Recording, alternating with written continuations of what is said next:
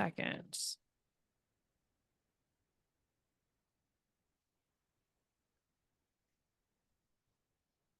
Get started in just 1 second. I'm just signing on to my Wi-Fi.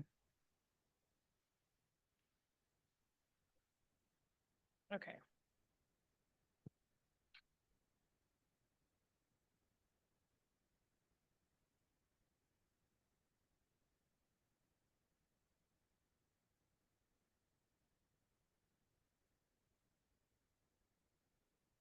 Okay. Great. So this is Manhattan Community Board 2's April full board meeting. It is 6:33 and we do have a quorum. So we are going to get started. I'm Valerie Della Rosa, the chair of Manhattan Community Board 2. I would applaud all of you. You've done the work. I'm just here to facilitate the action. So I'd like to welcome everyone joining us here in the room and on Zoom. We have 78 resolutions to vote on this at tonight's meeting. So we will start with attendance and then we will go to, I see our council member Christopher Marte is here. So we will do attendance quickly and then we will go to council member Marte and then the public session. Emma, I'm going to turn it over to our everyone. Emma Smith. Can you all hear me okay? Can you hear me? Yeah, okay. It was strange. All right. Let's begin our roll call. Susanna Aaron. William Benesh. Keen Berger. Carter Booth. Come back. Katie Bordenaro. Okay. Katie stepped out. We'll come back to her as well. Anita Brandt. All right. Is she? Okay, thank you. I missed that one. Anita Brandt, absent with notification. Amy Brenna. Rich Cacapolo. Ritu's just informed she'll be late. Valerie De La Rosa. Chris Dignas. Arturo Fernandez. Mar Fitzgerald. Stella Fitzgerald is absent with notification. Cormac Flynn. Susan Gammy is absent with notification. David Gruber. Juliet Kay. Wow. Awesome timing. Thank you so much. Zach Kazaz also walked in. Susan Kent. Ryder Kessler. Janine Kiley. Ivy Quanars is absent with notification. Patricia Laria. Oh, Patricia. I got you now. Janet Liff. Benjamin Listman. Ed Ma. I don't see yet, but we'll keep an eye out. Matthew Metzger. Okay. Erica Olson. Brian Pape. Donna Raftery. Lois Rakoff. Bo Riccobono. Rocio Sands is absent with notification. Shirley Secunda. Edward Siegel. Oh, I see you online. Coming. Thank Almost you. there. Thanks. Frederica Siegel. Here. Thank you. Emma Smith, present. Dr. Shirley Smith. Present. Thank you. Chenault Spence is absent with notification. Susan Wittenberg. Don't see Susan. Okay. Anthony Wong is absent with notification also. Eugene Yu. Thank you. And Katie, I got you. Thank you for the wave. Perfect. Thanks, folks. We do have quorum. Thank you so much, Emma. Now we're going to, before we start our public session, we are going to go to Councilmember Marte, who's here, and we'll give a few remarks. If you could keep it at about 5 minutes, please. Thank you. And we'll.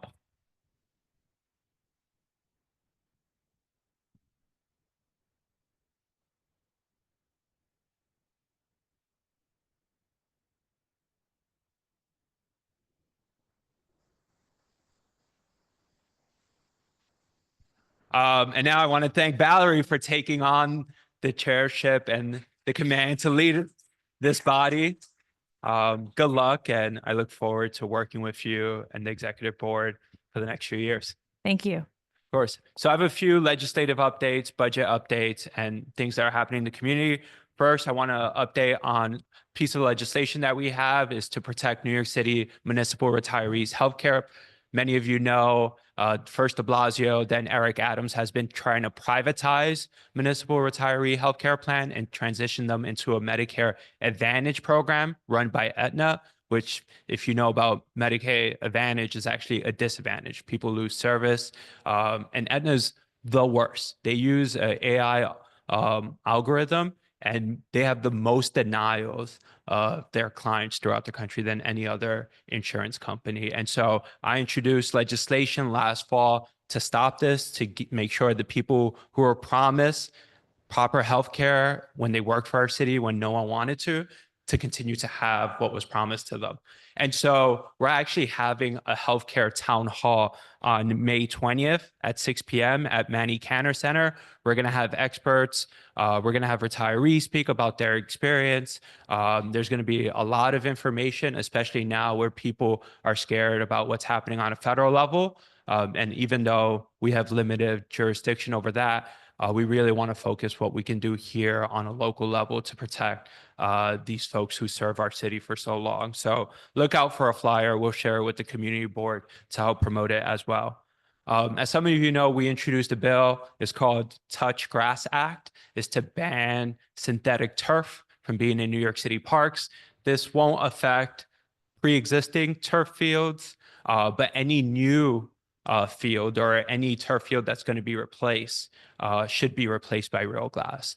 Many of us know that there's a lot of PFAS and toxic chemicals in the plastic and the little rubber balls, and it's terrible for our health.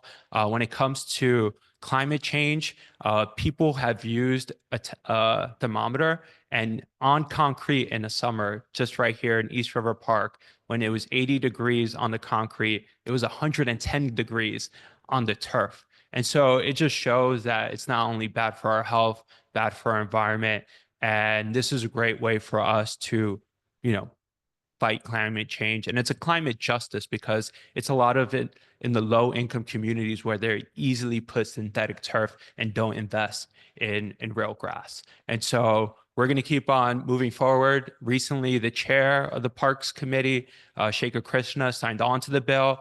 And now we're looking to have a hearing in the next few months. A bill that we did pass a few months ago, the Freedom Trail, which would create kind of like a civil rights identifier and historic markers all throughout Lower Manhattan and the city, is starting to organize the committee that's going to decide which markers are going to be recognized. So we're currently appointing a few members, and within a month, that group will be set and they'll start having discussions to make recommendations to the city, to DOT, to landmarks, to start putting up some plaques, hopefully in the next 2 years. We just wrapped up participatory budgeting. We had an amazing turnout.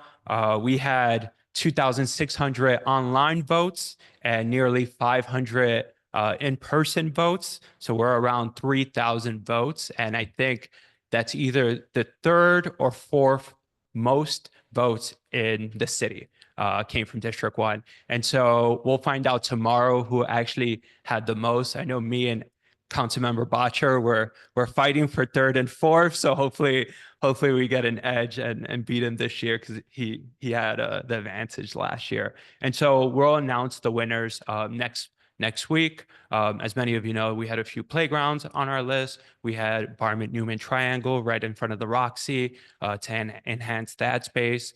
We had technology upgrades at a few schools. And so we're hoping that the schools don't, get all 3 slots just to, balance it out with some parks as well and community spaces, but we'll find out soon.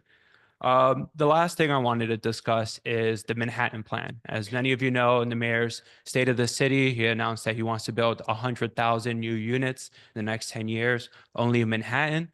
I had a meeting with City Planning Chair Dan Gronick, and it was more of a generic meeting of where they wanted to build a lot of these housing. In my district, the only location that has been identified so far is 100 Gold. If you don't know where 100 Gold is, it's where HPD is headquartered.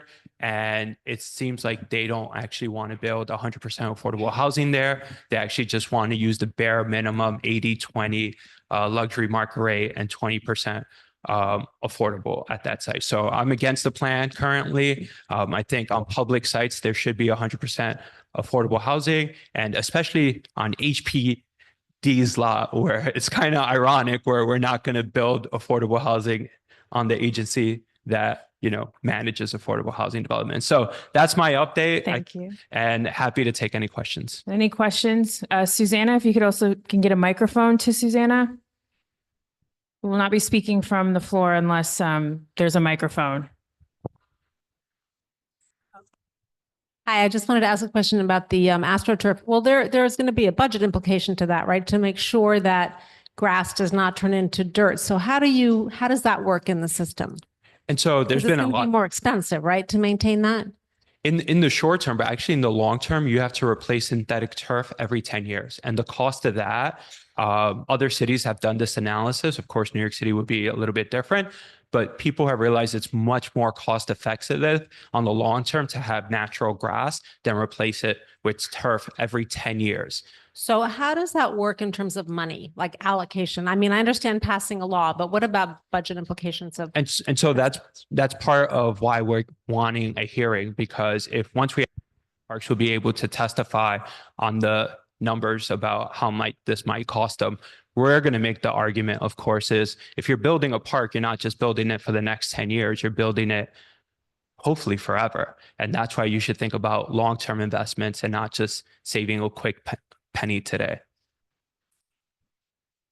So much. Will, if we can get a microphone to Will, if someone could please pass a microphone to Will. Okay.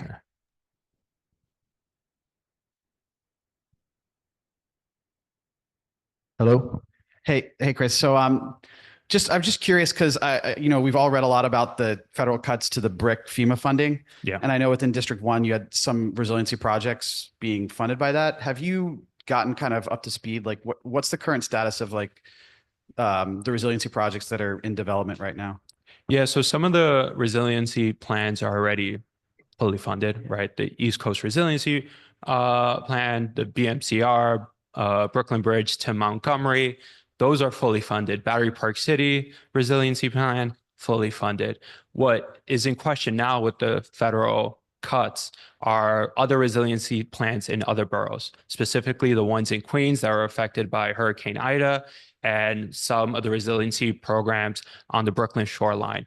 Of course, this is going to come to question with the other areas we haven't covered in my district, specifically the Battery and the Seaport/FIDI resiliency project. Those were still, long-term projects and are still in the design phase, but at least the design portion of it has been funded. So they can continue to do that work right now. But it's definitely going to put a wrench in the timeline that we wanted to fully fund and move forward with these projects. Thank you so much. I know we have Dr. Smith online with a question. Yes. Can you hear me? Can you hear me? Yes. Yes. Yes. Hi. Thank you so much for Councilman Marte for coming.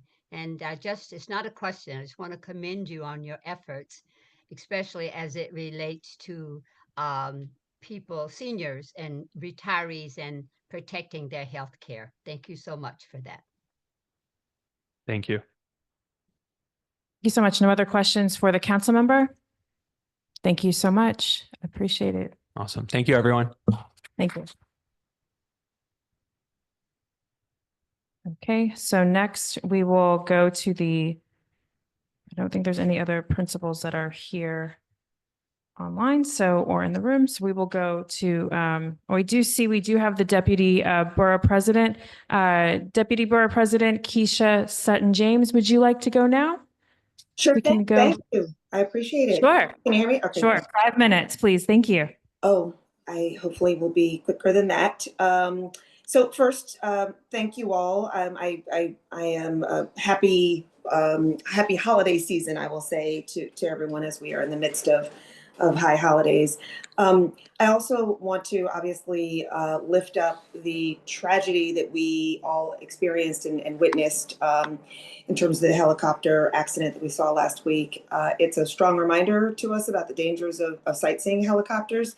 And for that reason, the borough president sent a letter to the administration on the calling on the urgent need for better oversight and regulation to protect New Yorkers, tourists, and New Yorkers and tourists alike. That letter, in case you haven't seen it, is available on our website. Also wanted to say thank you to everyone who was able to come out to the State of the Borough that was held at LaGuardia at the end of the last month. It was a terrific event and appreciated so many people from the whole borough, frankly, coming and spending some of their time with the borough president, highlighting some of the work that our office has done over the last year. The video is also available on our site if people, for those who haven't seen it. Wanted to lift up a couple of updates from the Community Affairs Unit. Our community member board term limit update is actually available. So we published the maximum term limit information for all Manhattan Community Board members. As many of you, I'm sure, know, term limits began in 2019 for 4 consecutive 2-year terms, apart from 2020 appointments serving for 5 consecutive 2-year terms. So we published on the website the exact year that each of you board members will be able to serve through, and so that is also on the website. I keep referring to the website. It is www.manhattanbp as in borough president.nyc.gov. And for that in particular, you can click on community boards, choose the board that you're in. Obviously, this is 2. And then you'll be able to find your specific name to find when your term limits are. And if you have any questions, please reach out to Andrew Chang about that as well. Second update from the Community Affairs Unit is around appointments. Thank you to all of you community board members who have reapplied and anyone else who is watching who has applied. We had a tremendous outpouring of interest again this year with nearly 950 total applicants. We've held the virtual interviews. We're going through applications, talking to council members. We should be able to announce the appointments in the first week of May. And if there's anyone who's a sitting board member that has missed their interview or what have you, please reach out to Eric Coyo and email him for a makeup, because that a makeup does exist for existing board members. Moving on, wanted to lift up, we've over the years talked a lot about sidewalk sheds, and so just wanted to make sure that I lifted up that you may have seen in the news that recently, I think it was almost 2 weeks ago, it's all a blur, so 2 weeks ago, that the New York City Council passed a package of bills that were introduced in conjunction with Borough President Levine that take a strong step towards cutting down the number of sheds across the city and to improve the design of those sheds as well, in order for us to have a better experience in our street. As many of you know, the overwhelming majority of which are on our lovely island. There are a number of key items in the package of bills. All of that information is also on our website, as are articles about the passage of the bills. I encourage you guys to go check it out. I want to lift up 2 last things, and those are a couple of op-eds the borough president penned recently. First is around Woolman Rink. An op-ed that he did in conjunction with council member Shekhar Krishnan, who many of you know is the chair of the Parks Committee. And this was a letter to the mayor's office urging the city of New York to reject Donald Trump's bid for the contract to operate Woolman Rink. We feel strongly, the borough president feels strongly, that our parks are spaces that are meant to be open and welcoming to all, and that is not at all what they believe the Trump brand stands for. So wanted to lift that one up, and then secondarily, one around parks employees as we move closer to a final budget. the borough president and the other borough presidents, his former, fellow borough presidents, have emphasized just how critical our New York City parks are, beyond the physical and mental health benefits that they provide. They also provide good paying union jobs to many across the city. And so they have called for, through an op-ed, calling on the city to restore funding for 800 parks employees. And that op-ed is, guess where? On our website. So we encourage all of you to see what's there. And that concludes my remarks. Thank you so much, Deputy Borough President Sutton James. Are there any questions for the Deputy Borough President? I see Cormac has his hand up. If we could pass a microphone to Cormac. Thank you. Oh, thank you, Connor.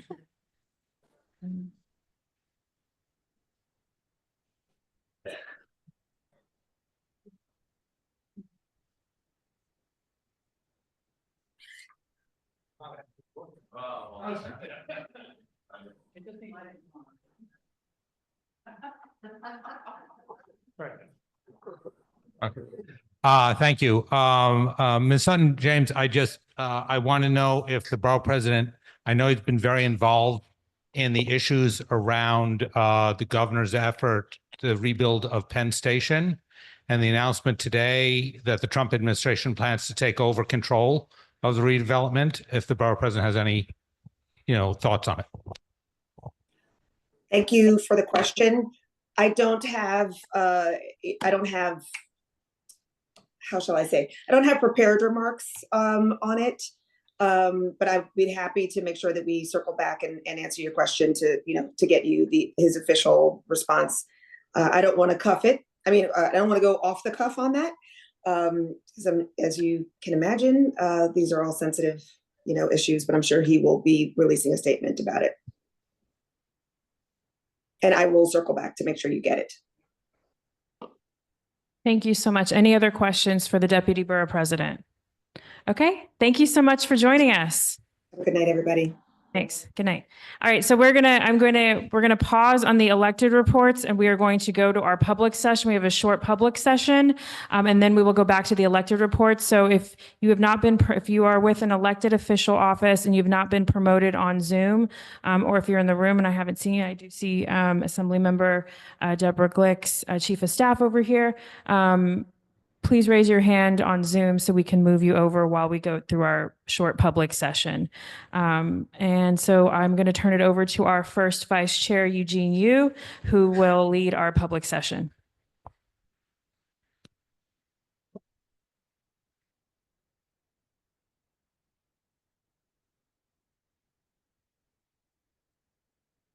All right.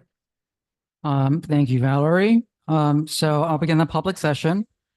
I'll call on people who have signed up to speak. If your name is not called for some reason and you would like to speak during the public session, I'll ask at the end if there's anyone else who would like to speak. If you're in the room, simply raise your hand. If you are online, use the raise hand function on Zoom and I will call on you. There will be a timer at the front of the room, or actually Donna will be keeping track of time. And do we have a timer online on the Zoom session? Okay. All right. All speakers have 2 minutes to speak. And I'll begin with speakers that are in the room, and then I'll move on to speakers that are online. So first is Susanna Aaron.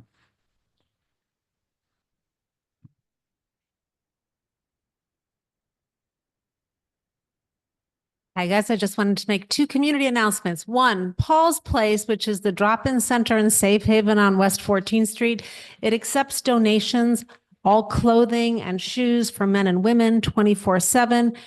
No worn undergarments accepted, which sounds horrible and pretty obvious. And there's a 2-bag minimum for donation. And then the other thing I want to let you know is that Northwell Greenwich Village Hospital, which we know as Lenox Health Greenwich Village, but it's changing its name because it's adding services, is having a blood drive on May 1st. So all of you generous, lovely people who would like to give blood between 12 and 6, Thursday, May 6th at the hospital. Thank you. Oh, question. I just have one question. Was it 2-bag minimum? Minimum? Yeah, it's a 2-bag minimum. So collect all your stuff and then bring it over. I'm afraid that here it says 2-bag minimum. I'm just reading the flyer. I mean, Okay, we got Shirley has a question. Shirley Secunda. Wait. We could get a microphone. Sorry. The question is, Susanna, so what services are they adding? well, we're going to find that out if you wanted to come to our meeting next week. We're having a meeting at Northwell Greenwich Village Hospital, and that's going to be the subject of the Human Services Committee meeting next week, where we will also be discussing the impact of the closing of Beth Israel Hospital on nearby institutions. Thank you.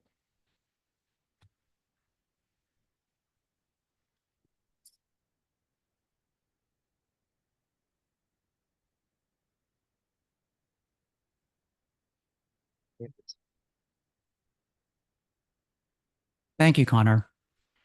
Next, Lois Rakoff.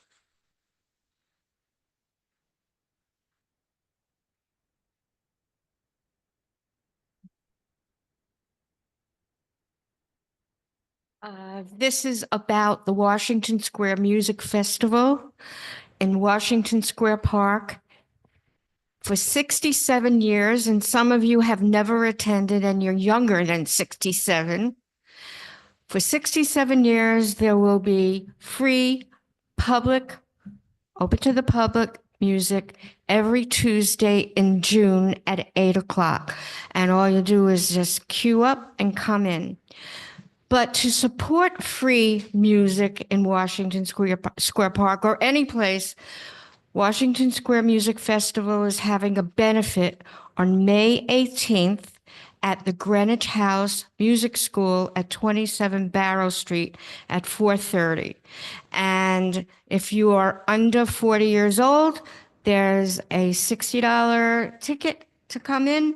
And if you're over 40, then it's $75 and up. And if you give generously, then you could have reserved seats at the concerts we do 4 in June, every Tuesday in June. I think there's 4 Tuesdays in June. And this benefit supports, when you say free, it doesn't mean that the musicians are not free. The musicians get paid, most times union scale or more. The singers, the stage crew, the rental of the chairs, the permits in the park, the sound people, we get some private security, we pay for that. The sheet music, the special instruments, like if a musician needs a harp or a teeny little piano or something like that, that's what the Washington Square Music Festival pays for. So come in June for free. And if you could possibly come and support the benefit, it would be great. If you can't come to the benefit, then you can donate and whatever you want. And it will be it's 501c3. Thank you. Any questions? I don't see any. Thank you, Lois. Okay. And online, we have, and I apologize if I mispronounced her name, Marique Mauro. Hi, that's me. Yes, it's Marika. So hi, my name is Marika Mauro. Yes. Thank you for that. I'm with New Era Cap. We've recently sent through an application to speak about signage, or I'm here today to really speak about signage that we're planning for our storefront that we're building out at 300 Lafayette Street. Last week, our architecture firm presented something we believed was within guidelines, mostly because of the distance from the street. But we completely hear, and understand the concerns that were raised by a couple of people. And I mean, I completely understand the concerns. And I just want to be here today to say that we hear you. We get it. We're working on it. We're new to this block. We're stepping into a neighborhood that holds a lot of history, right? It's one that's shaped by like people, spaces, everything that's come before us, and we don't take that lightly. So, we found a location on Houston, big windows, immediately felt open, welcoming. It was a way to connect with the community, and we had screens, and we were proposing screens that were going to help, share our story. But again, we've heard the feedback from last week. And so what we're looking to do, and we'd be formalizing this to present to the LPC, is that as it gets dark outside, is to really, again, hear that feedback that was presented to us or given to us last week, is to dim the brightness, to go ahead and do that, dim the brightness on all 3 of these LED screens to better align with the neighborhood and reduce street level impact. We'll have updated, again, renderings to LPC and more specifics for those changes. And I just hope that it shows that we're listening and that we care. We really want to get this right, and I appreciate the time and for hearing me out.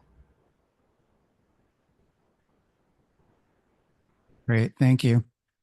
Are there questions?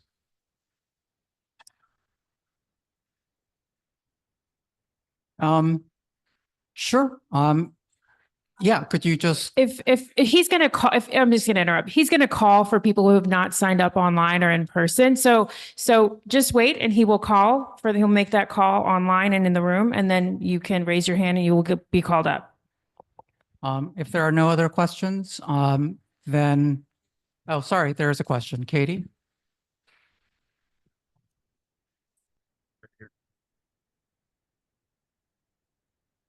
Thank you. Can you tell us again the name of your business and what type of business it is? It wasn't clear from the presentation. Absolutely. New Era Cap, NEWERACAP. We are the official caps of Major League Baseball. It's baseball caps and apparel.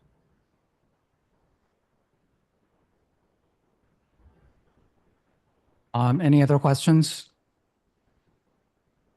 No? Okay, thank you very much. So I'll go to anyone in the room. If you have not submitted a speaker card, but you would like to speak, can you please come up to the front?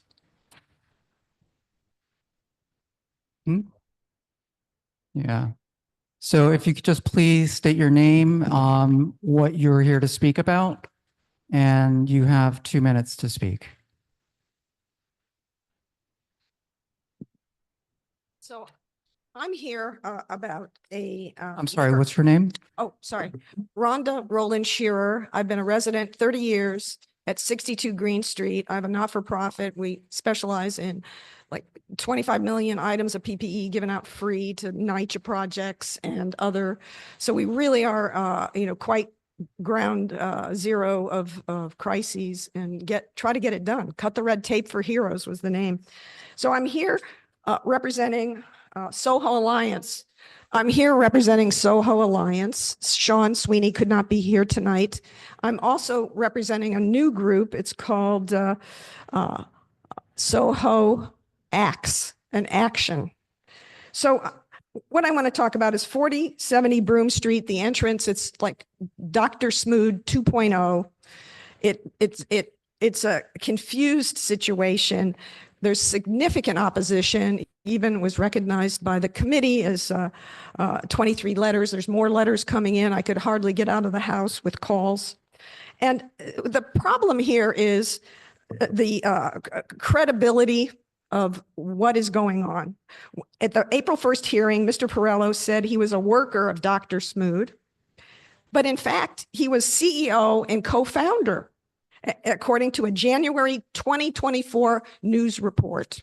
Moreover, more disturbing, I have the form here. It's an SLA form where under penalty of perjury, where they can disregard the application if one perjures themselves with inaccurate. I understand the representation made in this form will also be relied upon and that false representations may result in disapproval of the application or and it's penalty of 15 perjury. seconds left. Okay, so he signed that he had a full kitchen and that enables him to get a better license. But he admitted at the hearing that they didn't have a kitchen.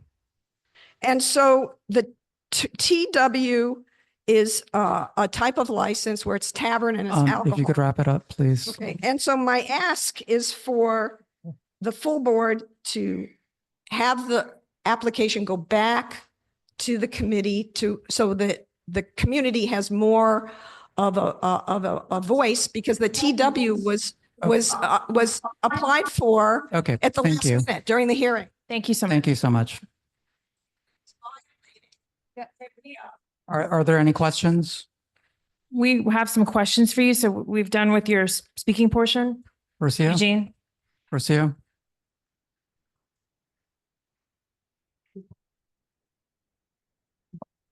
Thank you for coming and presenting. Did I hear you properly when you said that you wanted this application to go back to committee so that the community has more time? Did you also say that there were at least 20 or more letters that were sent to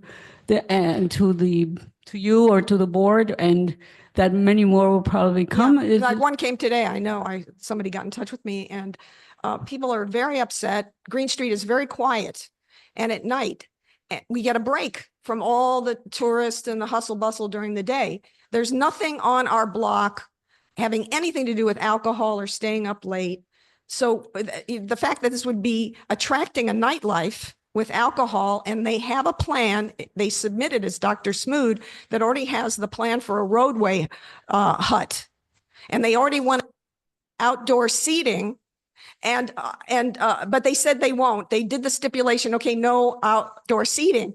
Before the ink was dry, this was like the next. Like, So are you stating that you wanted more time, and you said that the community has had a lot of input already? no, That's my question. But it's not a back and forth. And then- In other okay, words, thank you. my answer to that would be the applicant had a lot of negotiation with the community board.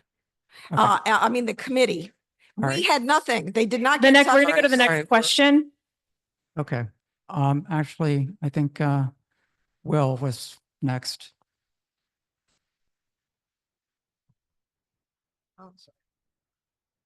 I just wanted to ask what's the name of the restaurant and or bar that's going there? it's kind of Which a mystery application is that? also. But what's the name of the applicant? The applicant is Francisco, but you can see from the sign that it's bistro with bakery. It's bistro with bakery. Okay, I see. All right, So I see. they built a bakery, but there's no permits since 2017 with DOB.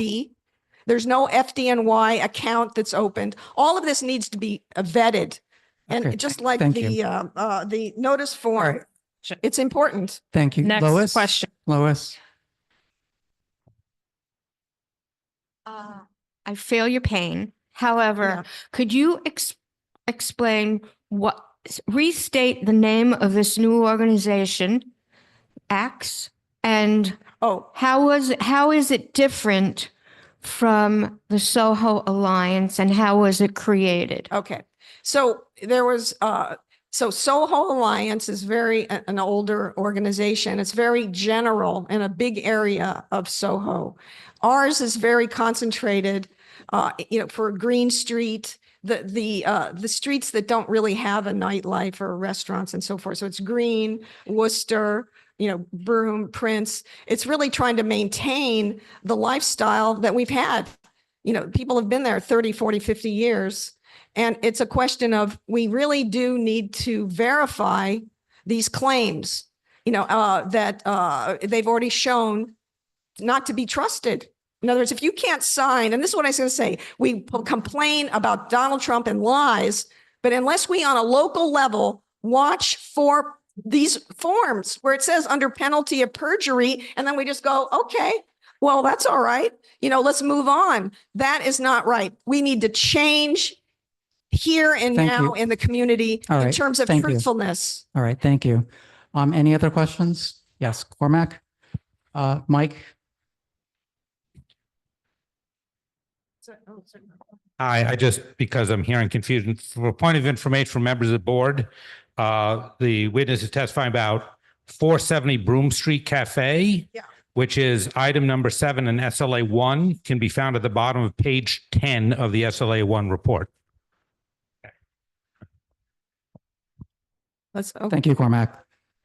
Okay, if there are no other questions, great. Thank you for Thank your you. public testimony.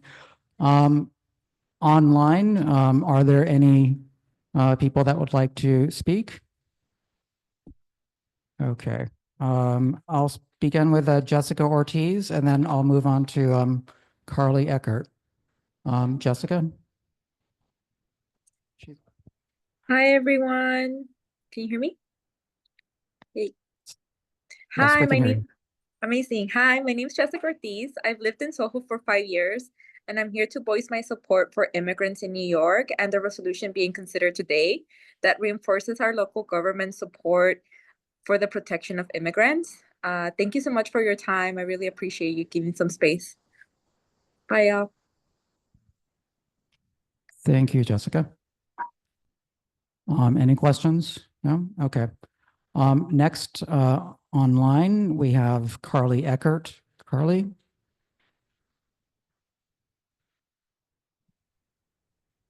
Good evening, everyone. My name is Carly. I'm the Community Engagement Director for Dance Parade New York, and I'm excited to share a preview of our 19th Annual Dance Parade and Festival taking place on Saturday, May 17th in New York City. Our event has been around in New York City for the last 19 years, and it will begin at 11:45 a.m. with a ribbon cutting ceremony at 17th Street and 6th Avenue, led by our Grand Marshals Mercedes Ellington, Danny Tamaglia, David Parsons, and Funmilayo Chesney. From there, over 10,000 dancers representing more than 100 unique styles will dance and parade down 6th Avenue, turn east on 8th Street, and perform for 40 Sorry, seconds at our you just grand. broke up a little It's bit free to there, Carly. watch or participate. Carly, I think you're breaking up.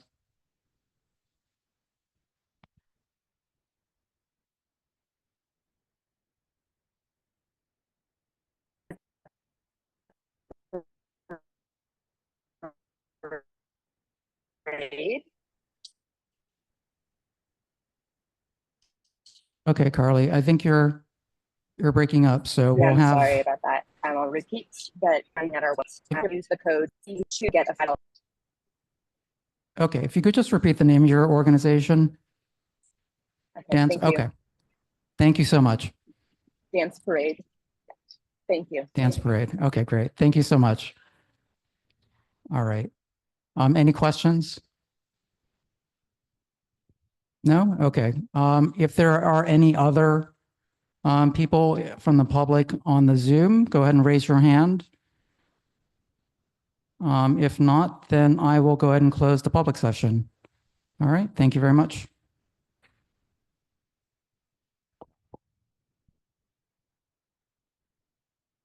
Thank you so much, Eugene. So we're going to go on to the next item on the agenda. So we actually need to adopt the agenda. So before we go to the elected reports, there are a few misnumbered items on the agenda. So before I ask if there is a motion to adopt the agenda, is there a motion to amend the agenda? Great. Thank you so much. Okay, great. Yeah, if you could state what they are. So the change is under business session. It goes item 4, approval, item 5, resolutions from standing committee, and then it jumps to number 7. So 7 should be 6 and should be numbered then. New business should be 7 and adjournment should be 8. It's a Roman numerals. Thank you so much.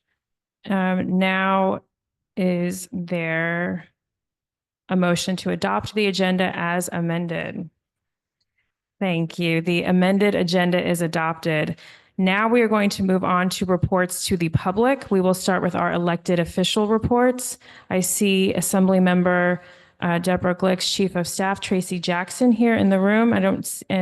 We also have someone from we have Julio from Councilmember Rivera's office. So let's start with Tracy. 2 minutes, please, and then we'll go to Julio. All right. Hi, everyone. I'm Tracy from Deborah Glick's office. Deborah's spending most of her days in Albany right now, working on the state budget, which, as you likely know, is several weeks late already. We expect she'll be there next week as well. We have two new pieces of legislation to highlight. One is carried by Senator Hoylman Siegel in the Senate, and Deborah just became the lead sponsor of a bill that would prohibit PFAS, or forever chemicals, from a variety of consumer products, textiles, rugs, cookware, things like that. And our legislative team is very excited that we get to carry that bill now. The other is we just yesterday introduced a bill to reauthorize the city's school zone speed camera program. And that is carried in the Senate by Senator Gennardis in Brooklyn. And the reauthorization includes a new provision which will also allow the DOT to investigate speeders who have ghost plates or obscured license plates. So we think that will be a really helpful enhancement for the new program. And then locally, we've been trying for several weeks to get clarity from the FDNY about the waivers for roadbed dining structures. We've been asking how the requests for waivers are evaluated, how the structures would be monitored for enforcement and compliance.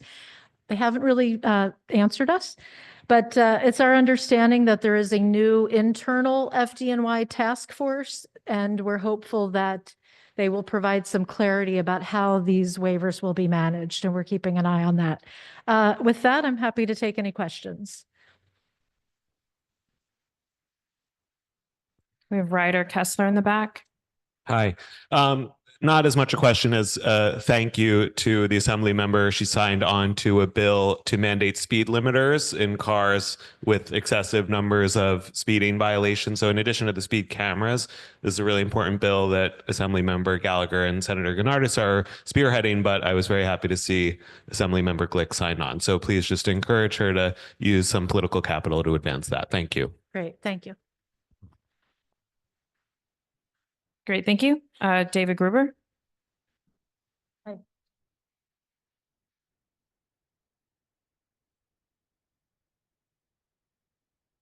Hi. Can you talk a little bit more detail about the FDNY task force? Are they have the final say on the waivers, or are they an advisor to? I have no idea. We we heard about it in one sentence. Mark might know more than I do. We don't know. We were told in a district service cabinet meeting that they've just created this task force. I think there's been a great deal of confusion about how the waivers are granted, what the process is. We've heard from community members who've gone into fire stations to ask, and the FDNY doesn't really know what they're talking about. So we've been trying to get clarity, and I think they're hearing that pressure from the community that they need to create a process. So you don't know. We don't know yet, but Thank you for we're that. being persistent and asking for more information. Thank you. Yeah. Thanks. Any other questions for Tracy? Okay. Okay. Thank you. So I have Julio here, and then I know I have someone in the back, and and I have Sharif in the back, and yes. So if everyone wants to line up, if you're here to speak from an elected official office, go ahead and line up here, and then we'll go to Julio. All right, awesome. Hi, everyone. My name is Julio. I'm from Councilmember Rivera's office. I'm here on behalf of my colleague, Biana Rodriguez, who normally attends CB2 from our office. Just a couple of things. On March 18th, last month, the council member held the Libraries and Cultural Affairs budget hearing. We know that public libraries are essential pillars to our communities, or as arts and cultures, who provide not only beautiful art that we get to experience and enjoy that's healing, but also it provides an economic benefit to our city. We know that for every dollar that we invest, we get 99 more dollars. So investing in arts and culture has been a huge priority for the council member from her start of her tenure, and she'll continue to champion our libraries and our arts and culture. So as more information comes out with the budget, as we wait for the state, and we'll have more numbers, and during the next month, we'll be getting our executive budget hearing. So I definitely encourage everybody to testify. And then I quickly wanted to talk about quality of life. We know that our parks, our communities. These are sacred spaces for us. And we've been hearing a lot of these complaints, including shoplifting, erratic and threatening behavior, public drug use, and stealing, and stemming from unmet mental and behavioral health needs in our city. On March 21st, a council member joined other Manhattan elected officials in a meeting to discuss what else can be done to prevent and address these strategies and these incidents that are happening. And one piece of legislation that the council member is proud that was just heard at City Council is her bill on supportive housing. So on April 16th, was that yesterday or today? I'm sorry. The last couple of days, the New York City Council Committee on Criminal Justice held a hearing on a bill to expand access for supportive housing. The bill aims to amend supportive housing eligibility to include justice system involved within the last 12 months. Incarceration a major risk for homelessness. Individuals who are frequently incarcerated are 10 times likely to experience homelessness. So we want to expand this type of housing, which has, person-to-person services around the hour to give that mental health that we know is desperately needed after decades of disinvestment. And we have a pet event. If you want to adopt, you get to take care of it. Want to provide a home, please come. Thank you so much, Julio. Any questions for Julio from Councilmember Rivera's office? In the room or online? Okay, thank you so much. Thank you, guys. Thanks. Next, we have Sharif, State Senator Brian Kavanaugh's office. Thanks. Hi, everyone. Sharif Krabti, Community Affairs Liaison for Community Board 2, State Senator Brian Kavanaugh, as mentioned. I just wanted to quickly say, kind of acknowledge all the holidays that we've had in the last month. So happy Passover to all those who are celebrating right now. Also, as we're coming into Good Friday tomorrow, Holy Thursday today, happy Easter. And then I also want to just recognize that the last month we had Ramadan and Eid al-Fitr. So celebration to all those who observe those faiths, and hoping that we're having a good springtime as the weather steadily warms up. I just wanted to quickly touch on budget things. The senator wanted to make it here tonight and actually couldn't because of negotiations up in Albany. So he got caught up in meetings. As you know, the budget is overdue right now. And so we're kind of trying to work through both houses with the governor to settle on an agreement. Some of the main priorities for us are $250 million for the Housing Access Voucher Program. This is a really important program to make sure that people can stay in their homes, making sure that we're preventing homelessness. It's something that's supported across the board from different groups, including tenant advocates, but also groups like REBNY, because they understand that we need to keep people housed as much as possible, especially with federal cuts that are going on right now. There's another program with $50 million for the shelter arrears eviction forestallment program. It's another important one to keep folks in their homes. Two other pieces of legislation I'll mention that are both housing related.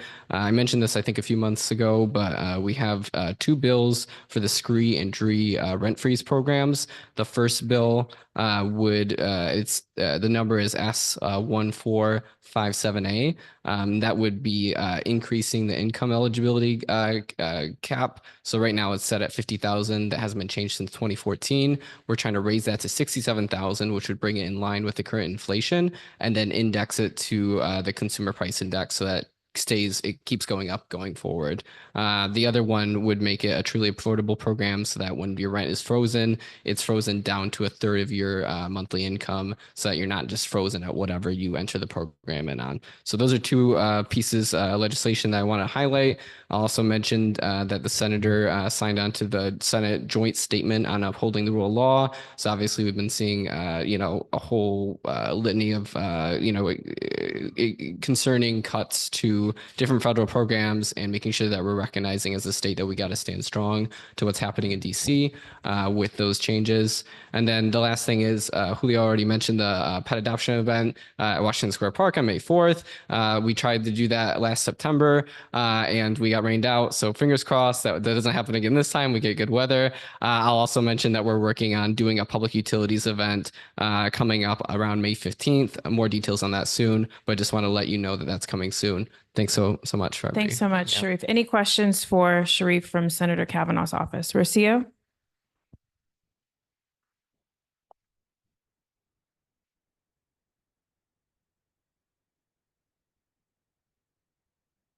Thank you for presenting. You just mentioned that SCREE and DREE have increased the income limit so that people can afford to still have the SCREE benefits and DREE benefits.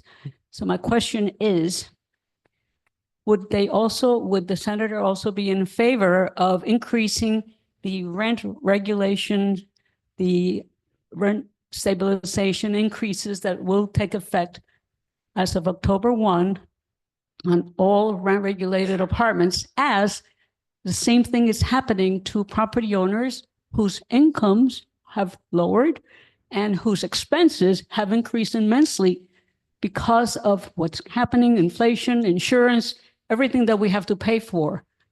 Will they be pushing for a higher increase for rent regulated apartments? Rosillo, are you talking about The rent stabilization. board though for the city though? You mean when they increase? RGB. Yeah, I mean, I think, I don't have tremendous insight into that, but my understanding is that that's a city level thing. And obviously, we take investment in that, but that, usually it seems like it goes through the mayor's office, and then you have the board that, here's some landlords, here's some tenants, gets data to make a decision on that. So no active legislation concerning that particular issue. Thank you. Thanks. Any other questions for Sharif? All right. Thank you, Sharif. Next, we have Caroline Waxelbaum from State Senator Brad Hoylman Siegel's office. Thank you, Valerie. Congratulations to you and all the new officers of CB2. And of course, thank you so much, Susan Kent, for your wonderful service. I just wanted to go over a few quick items. So Senator Hoylman Siegel was, as we all were, heartbroken when we learned of the fatalities in the tourist helicopter crash in the Hudson River that killed 6 people, including 3 children. This is an issue that Senator Hoylman Siegel has been advocating for, in that he wants to ban non-essential helicopter flights. He has a bill right now to do so, and he passed 2 other bills. There was legislation to move the West 30th Street helipad out of Hudson River Park. And then there was also legislation to allow the New York State Attorney General and private citizens to file nuisance claims against tourist helicopters. And unfortunately, that bill was vetoed by the governor, but it did pass. So this is something that Senator Hoylman Siegel is very interested in staying on top of. Next, budget negotiations continue. As several people before me have said, the budget is 16 days late already. We're not quite sure how long it will go on for, but some of the sticking points have been, many of you have heard of this, discovery reforms, involuntary commitment, the bell-to-bell cell phone ban in schools, which we've heard there's a conceptual agreement that's similar to some legislation that Senator Hoylman Siegel carries.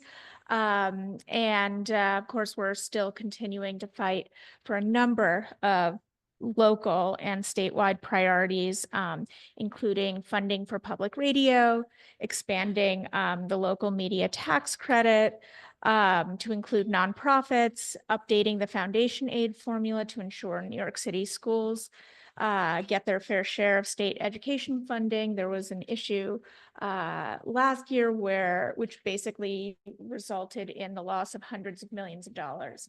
So we want to fix that this year. And of course, immigration legal services, transgender wellness and equity fund. So that we have a lot of things that we're working on right now. Last or second to last thing, we're holding a town hall on Monday entitled Fighting the White House Agenda and Forging a Path Forward. So there are a lot of these flyers in front where the board reports are, but I also have some if Is this anybody virtual or is it? It's in person. It's at the Society for Ethical Culture. It's at 6 p.m. on Monday. We're hosting it with Congressmember Jerry Nadler. When you RSVP, you go to our website, you can scan the QR code to do so. So it should be really good. And I think that's Okay. Does anybody have any questions for Caroline? Lois? Again, please just clarify, what does the senator believe non-essential helicopter rides mean? Yeah, thank you for asking that. So non-essential, I don't have an exact definition, so I'm going to get back to you on that because I do know one exists. But tourist helicopter flights are definitely in the category of non-essential. Okay, all right. That's what I was curious about, because that is a major source of attraction. I don't do it, but other people do, for Manhattan, going around, buzzing around, especially around the 4th of July during that time. Yeah. So I was just curious what else would be non-essential, because when other public official visitors come, they like to go on the helicopter rides to see and view the Statue of Liberty and Manhattan Lois, as well. Are we good? Okay. Okay. I was like, we can. I'm carry that happy to get on. back to you on that. Thank you. No Any problem. other questions for Caroline? Okay. Thank you. Thank you so much. Okay, so now we're going to move on to online. So I'm going to go with Nicole Barth from Councilmember Eric Botcher's office. Then we'll call on Evelyn Collado from the Comptroller Brad Lander's office, and then Congressman Goldman's Representative Carlos Rondon, and then Ashley Park from the office of Assemblymember Lee. Hi, everybody. Nicole Barth here from Eric Botcher's office. I wanted to say happy holidays to everyone. I have a lot of things that have happened in the past month, so I'm going to run through it fast. And if you want more information, you can give me a call at the office or send me an email. The big news is that today a package of legislation that was passed by the council in March to strengthen and the safety and efficiency of sidewalk shed management was signed into law today by Mayor Adams. And that is, I think, a really big win for New York City. We're very excited. The council member is very excited. Also signed in today was sidewalk shed legislation put forward by Keith Powers. So it was a very large package, and we think it's going to really make a difference to the overall look of the city, of having miles and miles of unnecessary sidewalk sheds at times.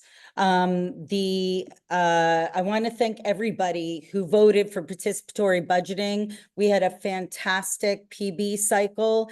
I hate to break it to Councilmember Marte, but I think we were neck and neck on the online votes, but we really killed it in person, and we had over 2,000 votes in person.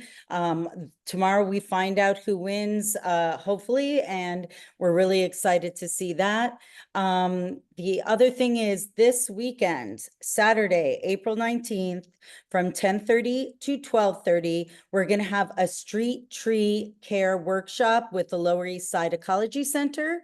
We will be meeting at Clement Clark Moore Park. That is on West 22nd Street and 10th Avenue.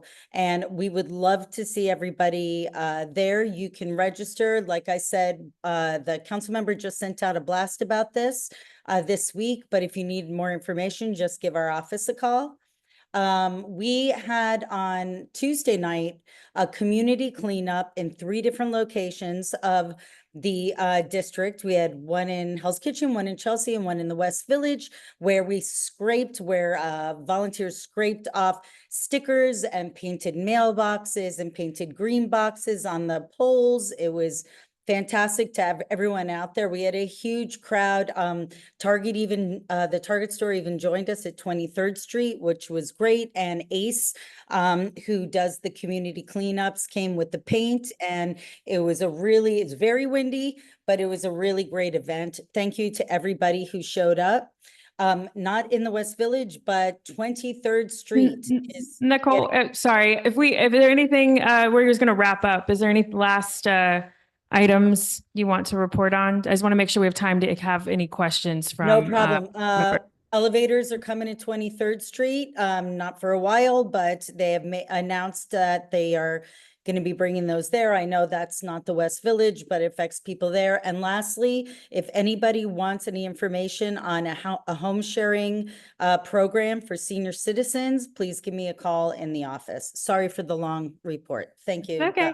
Any questions for Nicole? Okay, we have Rocio here. Nicole, if you could just hang on. Hi, my question is, would the council member be interested in changing the composting laws which require the building personnel dive into tenants' garbage to separate the composting from that the tenants did not do? And would they just, if the property owner sets up the bins properly and they do their share, would he be interested in changing the laws? Some of the other council members have a coalition of members that are interested in changing it so that the law is not mandatory, but it's more voluntary. Would he be interested in joining that group so that the property owners are not forced to go through horrible, disgusting garbage? Thank you for the question, Rocio. I am not, I do not know who the members are on the coalition. Councilmember Botcher is a huge advocate of community composting. So I understand how hard it can be for landlords. We do have different groups that could come in and talk to buildings about how to compost, but I would have to ask him. I of course don't feel comfortable in answering for him, but all I can say is he is strongly, strongly in favor of the compost program. So I don't know I don't know how he would feel about changing it since it just started on April 1st. Thank you, Nicole. Any other questions for Nicole Barth in Councilmember Botcher's office? Okay, thanks. Next, we're going to go to Evelyn Collado from Comptroller Brad Lander's office. She's the Manhattan Borough Director. I think I got that right. Yes. Yes, Great. thank you. Good evening. 2 minutes. And thank you for the opportunity to present tonight. I have shared the office newsletter with the board, but tonight I just want to highlight two of those audits that are included. The first one is our audit report on DOE and the School Construction Authority's asbestos management program. So our audit found that DOE is not in compliance with the Asbestos Hazard Emergency Response Act and its regulations, and has not been for many years. Since it was enacted 38 years ago, an average of just 11% of all schools known to contain asbestos have undergone all the inspections mandated by this act. So we are proposing a 9-point plan for the Adams administration to fix the asbestos management and to prevent harmful exposure and keep the kids safe and teachers safe. And DOE has agreed to implementing all of them. Our second report is titled Behind Schedule, How New York City Bus System Slow Rolls Riders. And it's an assessment of bus performance over 3 key metrics: speed, on-time rate, and reliability, which, to no one's surprise, reveal poor performance system-wide. You can find this report along with others by visiting our website at comptroller.nyc.gov/reports. Thank you. Thank you, Evelyn. Do we have any questions? I see Will Benesh in the room has a question for Evelyn.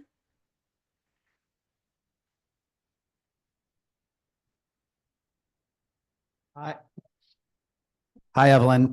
Thanks for presenting to us tonight. So I was just curious, there was an article in the city this week, which I thought was really interesting, which talked about the NYC Tax Commission, which is essentially operating in a pretty opaque manner to allow for appeals of people's tax basis for their property.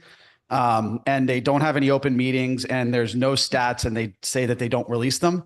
So I'm just curious if this is something that you guys read about and are possibly looking into more. Thank you. Thank you for the question. I don't have an answer, but I will definitely bring it back and get back to you. If I have added my information on the chat. If you could please send me an email if you're so kind.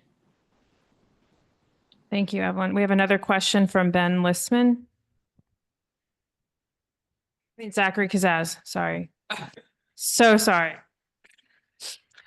No problem, Valerie. Happy to go by Ben today. Hi, Evelyn. Thanks for coming to present to us. Just following a thread from actually last month and talking about outdoor dining and how there are very few restaurants that have been permitted to actually do outdoor dining, especially compared to last year and prior years. I'm curious if the Office of the Comptroller has evaluated what change that might be for New York's tax collection, especially given that restaurants, charge about, I think, 10% on sales tax, and that's going to be a big decrease in the number of available seats that they'll be able to fill and thus serve. Yes, the comptroller released, we released a letter that was sent to DOT and other stakeholders on this issue. And I would invite you to look it up online. Is under, it's at comptroller.nyc.gov. And if you email me, I can also send you a copy directly. Thank you, Evelyn. Thank you, Zach. Any other questions for Evelyn? Seeing online on Zoom, if someone could tell me if there's any raised hands on Zoom from board members. Okay, great. Not seeing any. Thank you, Evelyn, so much. Thank you. Next, we're going to go to Carlos Rondon from Congressman Dan Goldman's office. Hi, good afternoon, everyone. Good evening. So for district updates, we have some on SNAP EBT theft response. Congressman Goldman held a press conference demanding reforms after $40,000 of benefits were stolen from about 85 victims. He plans to reintroduce the enhanced cybersecurity for SNAP Act to upgrade EBT card security and USDA regulations. On condemning the elimination of the Head Start staff, he denounced the Trump administration's decision to terminate all regional office of Head Start staff in the New York area, calling it a direct attack on families and children. For protecting 9/11 first responders' health care, the Congressman led a bipartisan letter pushing back against staffing cuts at the World Trade Center health program. After the letter, the program director was reinstated, though broader staffing concerns remain. Defending senior benefits, we met with local seniors to highlight the harmful impacts of federal efforts to undercut Social Security, Medicare, and Medicaid. And yesterday we held a presser in front of a Social Security office in Lower Manhattan. In DC, with regards to legislation and oversight highlights, protecting immigrant taxpayers, the Congressman sent a letter urging the IRS and DHS to stop using taxpayer data to target immigrants for enforcement, calling the practice illegal and unethical. We had some updates with gun silencer ad regulations. We pressured Meta to remove illegal ads for gun silencers, citing poor enforcement despite clear violation of Meta's own ad policies. With regards to Elon Musk and holding Doge accountable, we introduced the Ending Doge Conflict Act to require Musk to disclose conflicts of interest due to his business ties to the federal contract involvement. Investigating Signal app breach. So the Congressman called for a special counsel to investigate Trump appointees allegedly sharing classified information on Signal, possibly violating federal law. Protecting reproductive rights, we reintroduced the Abortion Care Awareness Act to ensure access to medically accurate abortion information. Yes. Carlos, sorry to interrupt. Can you just wrap up? And then I want to make sure that there's time for questions from our board members for you. Yeah, I can wrap up. I think the last thing that I'll share is we are holding an in-person town hall next Tuesday evening.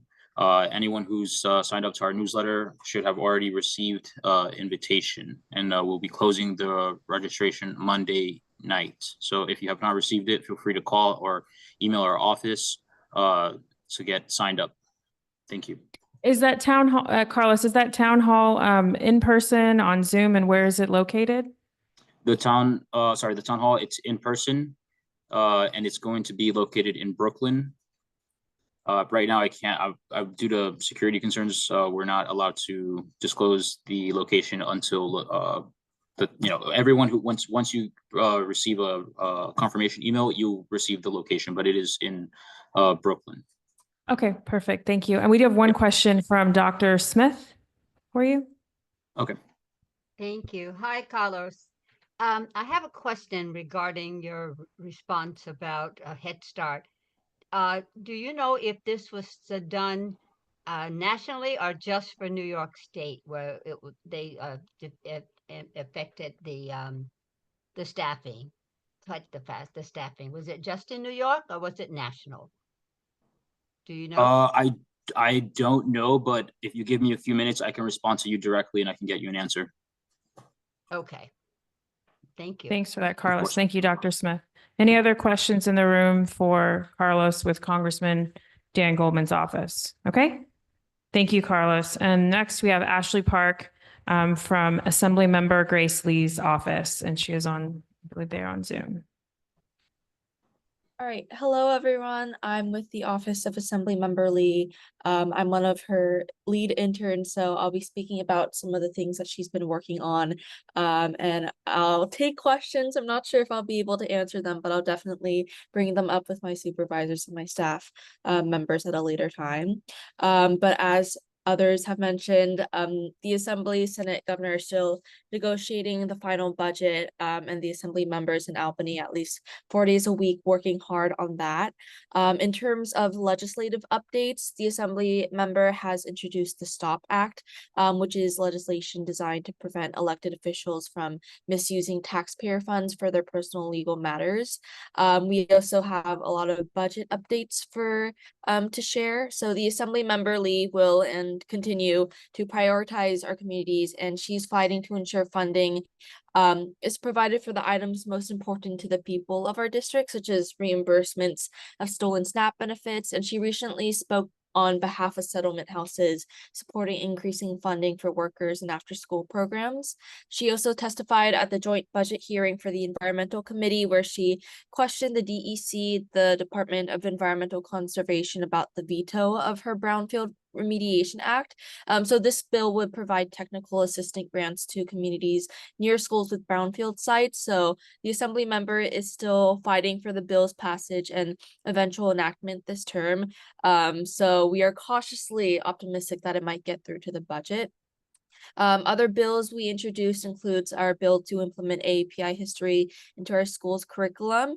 The Assembly member also introduced a bill with Senator Holman Siegel to reduce sidewalk sheds, as their office mentioned earlier. So that's still also something our Assembly member is working on.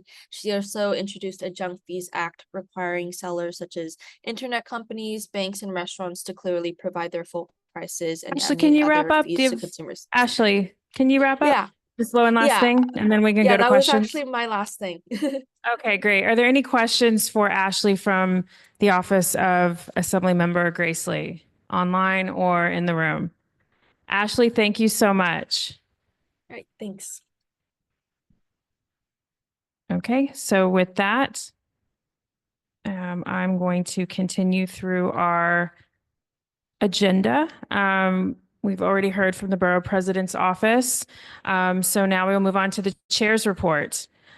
First of all, I want to thank you to our gracious host, NYU, for hosting us this evening. Thank you to the CB2 staff and Mark Diller for getting us ready today, and to Mark Moss and his team for producing tonight's meeting.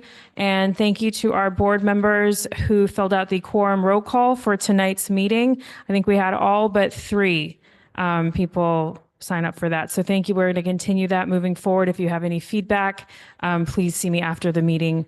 That ensures we can start our meetings on time. Really quickly for my chair's report, I just want to begin really quickly with what we all know, but we rarely say out loud, is that time is our most valuable currency that we have. And once spent, we can't go back and doesn't come back for us, for the staff, for the public who takes time to show up here to speak up or tune in. So my question to everyone is, how do we make our time together not just efficient but meaningful? And there's a couple of things I'm going to go over really quickly. Our calendar is a signal. It's a statement of our purpose. So moving forward, if there is no agenda for a meeting, if there's no agenda, there will be no meeting on the calendar. This is particularly for non-application driven committees. So if there's no focus, the date will not be held. And if you do have a non-application driven committee, you must please send your agenda to the district manager, to myself, to Donna, and to Eugene. We don't want to publish any blank placeholders, and it's not because we can't, it's because we shouldn't. Every meeting that we promote should answer one simple question: why now and why CB2?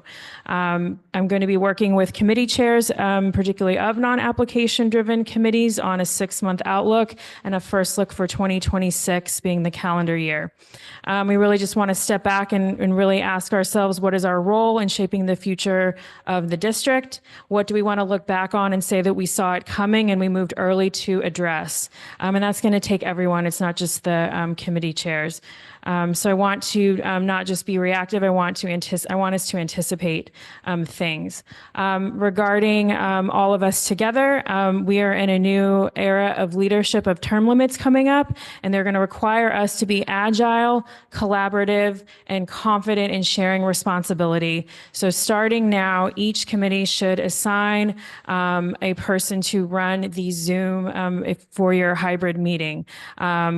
I've told the committee chairs this, but I want to empower more involvement from each of our members of taking ownership of the Zoom, either managing the Zoom chat, promoting attendees to panelists, understanding the basics of running the Zoom in the CB2 conference room if that's where your meeting happens. So the CB2 staff will start the Zoom and the rest is ours to run. This is really just about freeing up our staff's time, and especially Mark, to focus on where he adds the most value for us, and not just sit through hours of our meetings. If you were to sit in every meeting in May, that is an extra 70 hours. So just to put that into perspective. And again, going back to, has this meeting and meeting agenda, if it's non-application driven, has it earned its spot in taking up the time, and what are we moving forward? Regarding time, the fiscal year 2027, while the fiscal year 2026 budget is still being negotiated with the city, I want us to look ahead and start now, not later, and we're not waiting until September to start thinking about what we want to prioritize, what is going in that district needs statement. And so committees, you really have 4 to 5 meetings between now and October, and that's if you meet in the summer or not.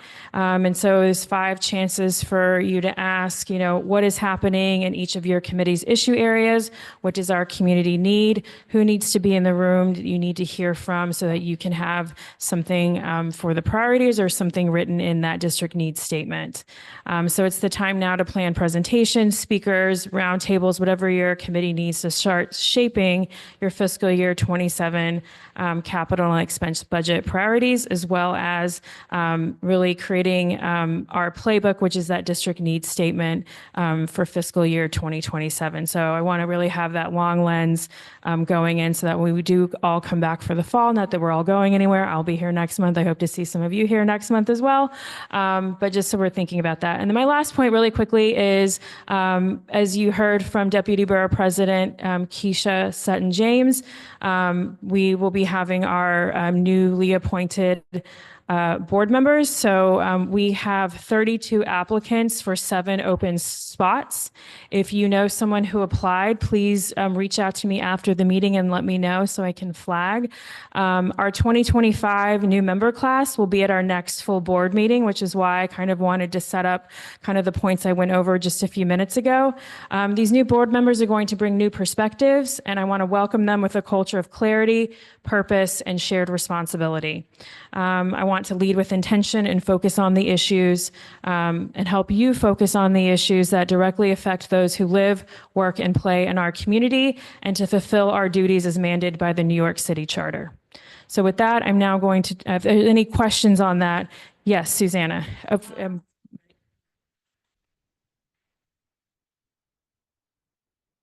You mentioned that. You mentioned that we have more applicants than we have spots.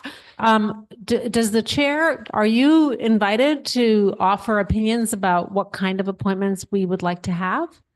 So that is a great question. Thank you for asking it. So we do, the borough president's office does ask what specific needs we are looking for. I know you had sent in an email, and thank you for that. I have, Thank you. yes. So yes. That's what I wanted to know. Yes. Any other questions? Lois? Yeah, go back. I'm listening. Go back to what you said when committee chair, there's a scheduled meeting and it's like an open space, like it's not listed on the calendar of what the committee will be presenting or who's going to come to the committee to speak. Can you just clarify that? Of course. So we continue to fill up our calendar with meetings. And for example, we had an opportunity to have FDNY come speak, and we're not able to offer a date. And there was a committee that didn't have any agenda items that was still on the calendar. We couldn't take that date and space. So that's just one example of a date was held and then it was opened up the day before. And that just without any agenda items, we cannot hold dates. So what is the time frame that the chair has to send in at least what they're presenting? Is it like, when do they have to hand it in? You know, that's a great question. It would make the most sense, at least, I'm hearing 2 weeks, and I'm open to hearing from you and from the committee chairs of what's realistic for that, which is why having a 6-month outlook where it's possible for so that there are agenda items and it's earned its spot. And the reason why I'm asking is when I read the initial calendar, sometimes it doesn't say for committee has the date, the time, but it doesn't say what it's presenting or the agenda item. And it says refer to a future calendar or go to another calendar. It will be announced or, So that's done. So that date will not be on the email blast. In other words, if it's not done at a certain duration of time, that committee is. We just can't hold a date for something there's no agenda. I'm really asking in real life. We need to see how this works, but I'm hearing a lot of frustration from board members on these committees as well that don't know if they're meeting or not, and they're holding the dates as well. So this is for everyone's time. I'm asking as a former chair of a committee. Okay. So. This is all a work in progress, and we'll see if how this works out. So, Donna? Yeah, I was just going to say at one point we had made the suggestion of before that first calendar goes out, if you haven't gotten your agenda together by then the date's not held. And then I don't know that we stuck to that, but that would be the week before the first of the month in general.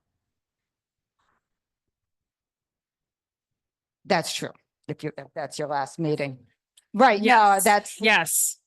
I understand. I've also chaired a committee that was non-application driven, and I did do an outlook. I did have a 12-month runway of ideas, so that the idea is I want to get away from having to schedule and fill the space to what's the bigger picture and what are we trying to accomplish for the year. So again, it's all a work in progress, and we're going to try it. And if hopefully it will improve things. And if it doesn't, then we will go back to the drawing board. So any other questions? Okay, I'm going to turn it over to Mark Diller for the district manager's report.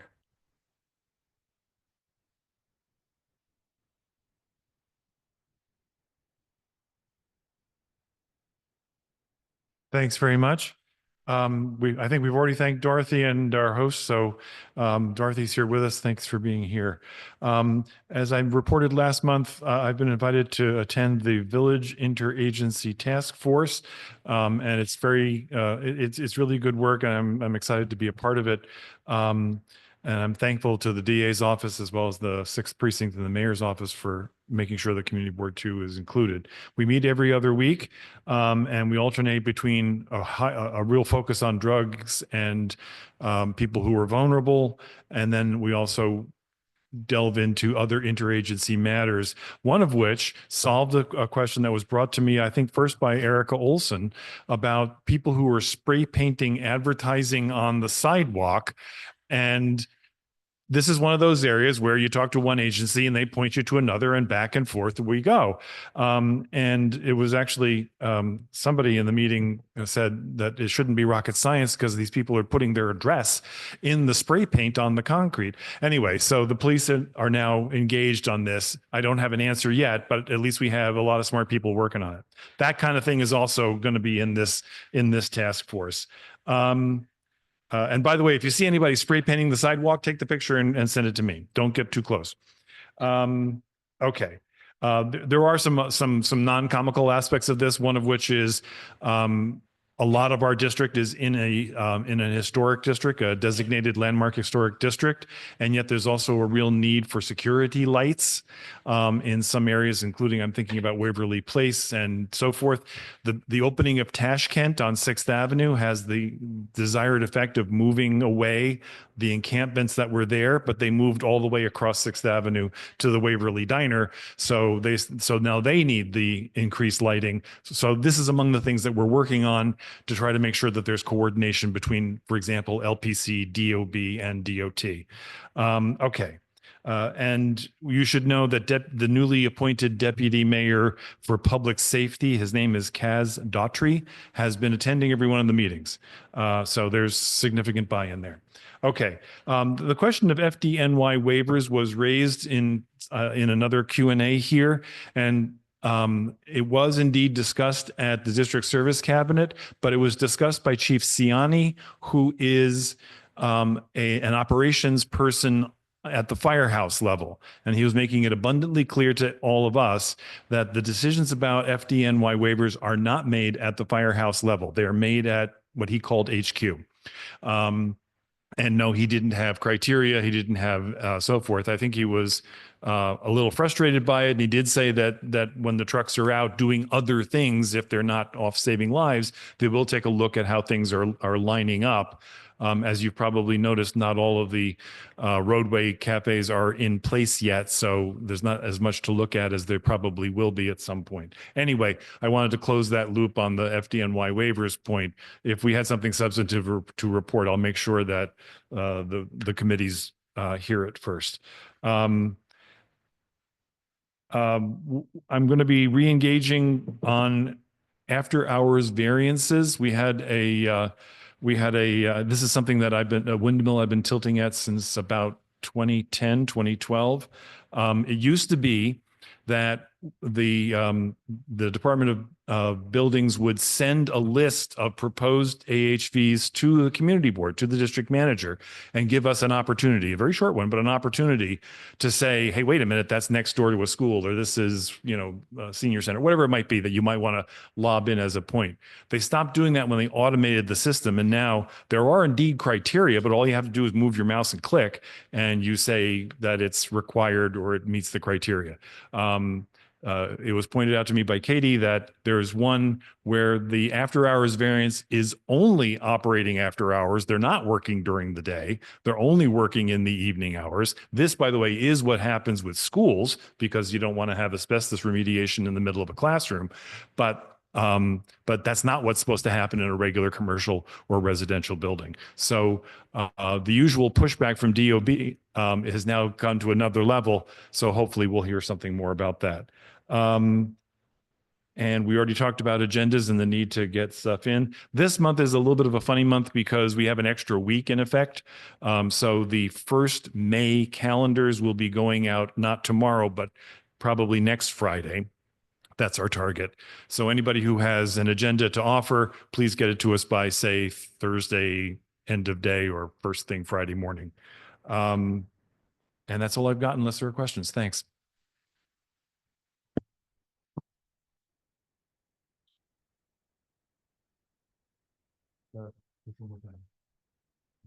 Is it on now? Yeah. I don't know whether you could answer it or Valerie could answer it. When the establishment gets the permit to build the road bed, are they obligated to post it somewhere in the window or inside the establishment that they have a permit, so you know that they have permission to do it? Would you know that if they get a piece of paper you stick on the wall? I'll let Valerie It's answer. not in the legislation. Also, when you look at it, it looks like something you could do in clip art. It's not really official looking. Understand. So in other words, you really don't know whether it's a legal road bed or not. There are two lists on the Dining Out NYC website. The data has not been ingested by NYC Open Data yet. They are not going to do that until it's licensed completely. So the conditional approval for roadway applications, that is a list, a PDF list being updated on the Dining Out NYC website. I do not believe it is sorted by community board, nor does it have that as a data, as a column on there. So if you can Control F away and search that way. And there's also a list of sidewalk cafe applications that were received by August 3rd, though the application portal for Dining Out NYC is open 24/7. So we've received applications that applied last month. We're also still receiving applications that applied in July of 2024. Thank you. Don't see any other questions, so thanks. Thank you so much, Mark. So with that, now we are going to go into business session. So let's start with attendance, and I will turn over to our secretary, Emma Smith. We could get the a microphone to Emma and the stand. I got a mic. Thank you. No, it's all good. Thank you. All righty, Susanna Aaron, William Benesh, Keen Berger. She's back. Thanks, Keen. Carter Booth, Katie Bordenaro, Amy Brenna, Rich Cacapolo, Valerie De La Rosa. Here.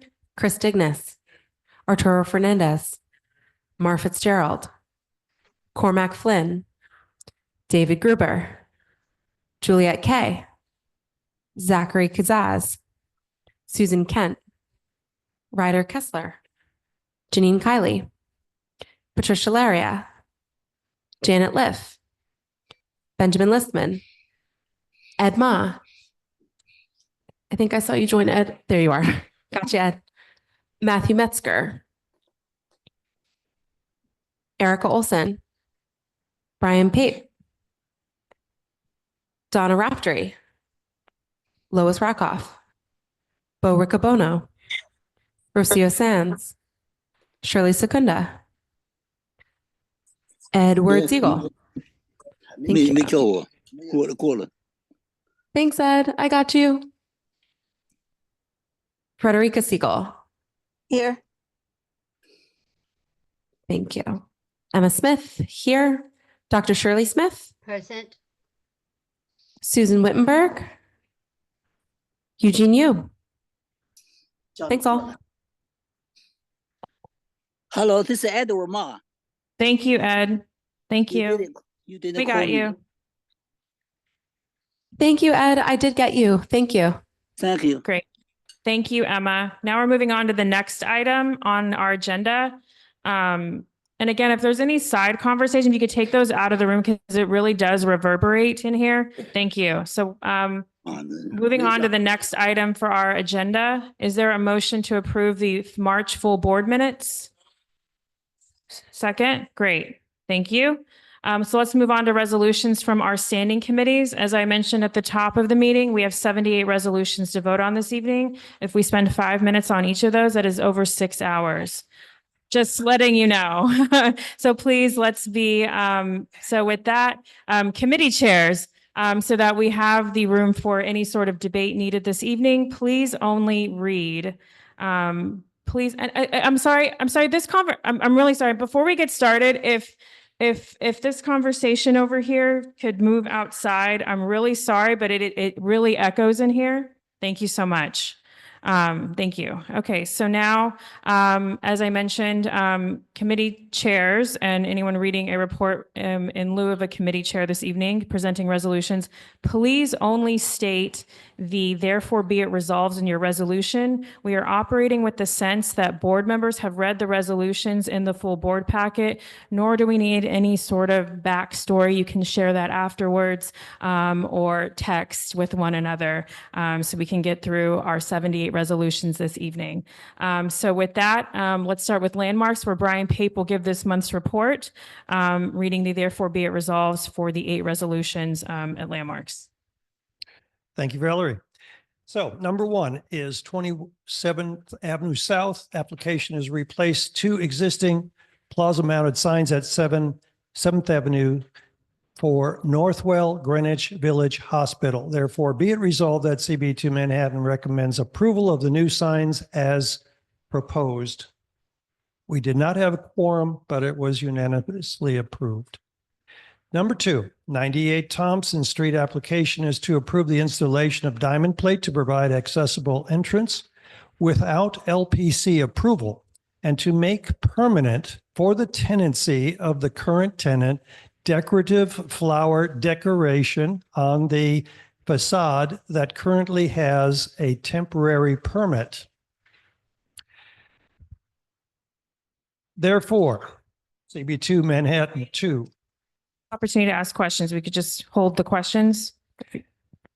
Okay, therefore recommends approval of the added diamond plate as long as the existing non-skid padding is replaced with new, more carefully applied padding, and B, denial of the extension of the permit beyond the existing 6-month term, noting that while short-term permission of this type of decor can make sense for a grand opening of a business, it quickly outgrows that purpose and can become a longer-term eyesore, generically obscuring the distinctive architectural elements in historic districts, and further noting that linking permission for these temporary installations to the term of tenancy would set a bad precedent, as it would regrettably and inevitably increase the number of them at any given time.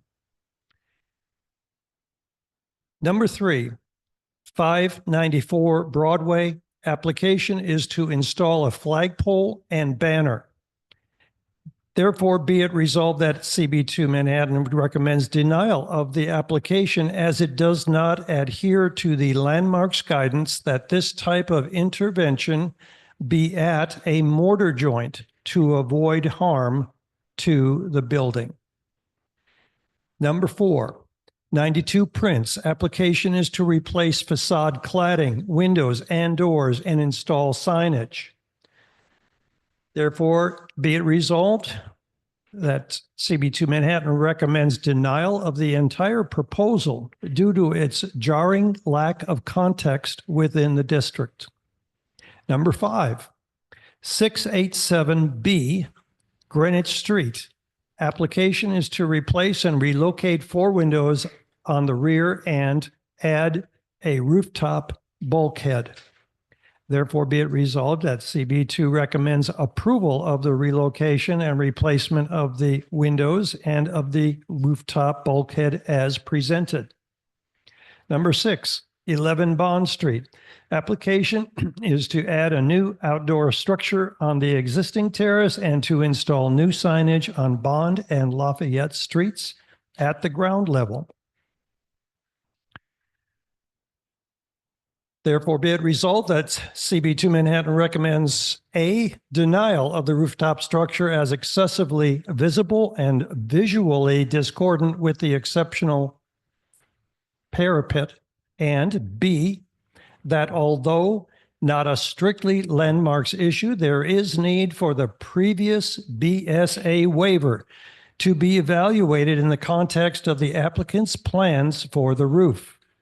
And C, denial of the linear interior light surround of 32 windows as being disrespectful to the visual integrity of this architecturally important NoHo building, noting that lighting technologies evolve faster than regulations of their appropriateness within landmarked districts, and that precedents with permanent effects on a district should be avoided.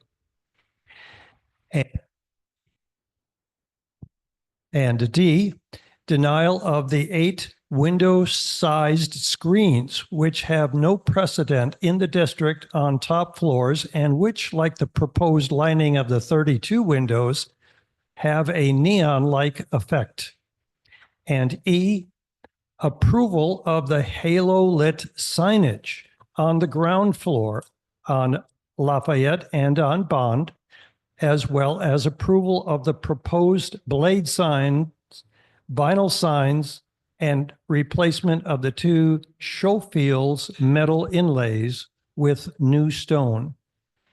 And F, approval of the installation of the RTU and VRF units. Those are rooftop mechanical units.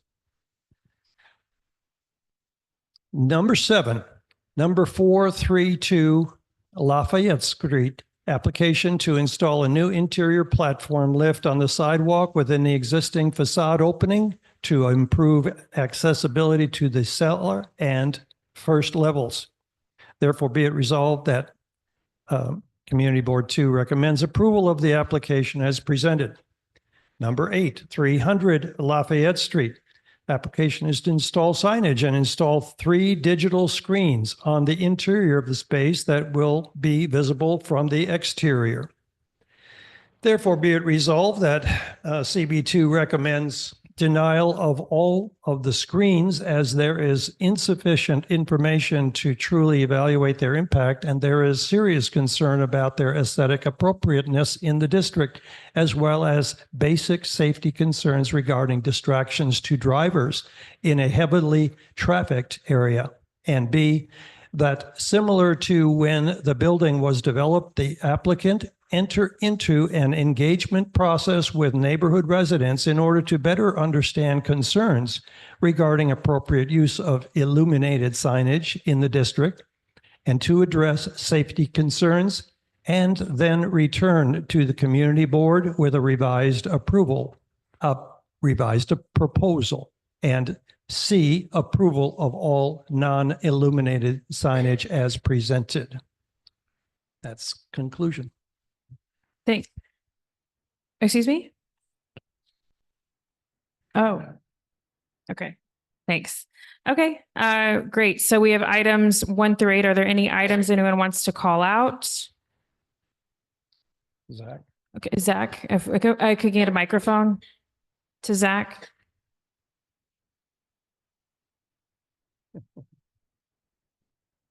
Just one clarification and a question. Was number 8 what that woman was talking about in the public testimony? About the hats? The hats? Yes, no? Was that?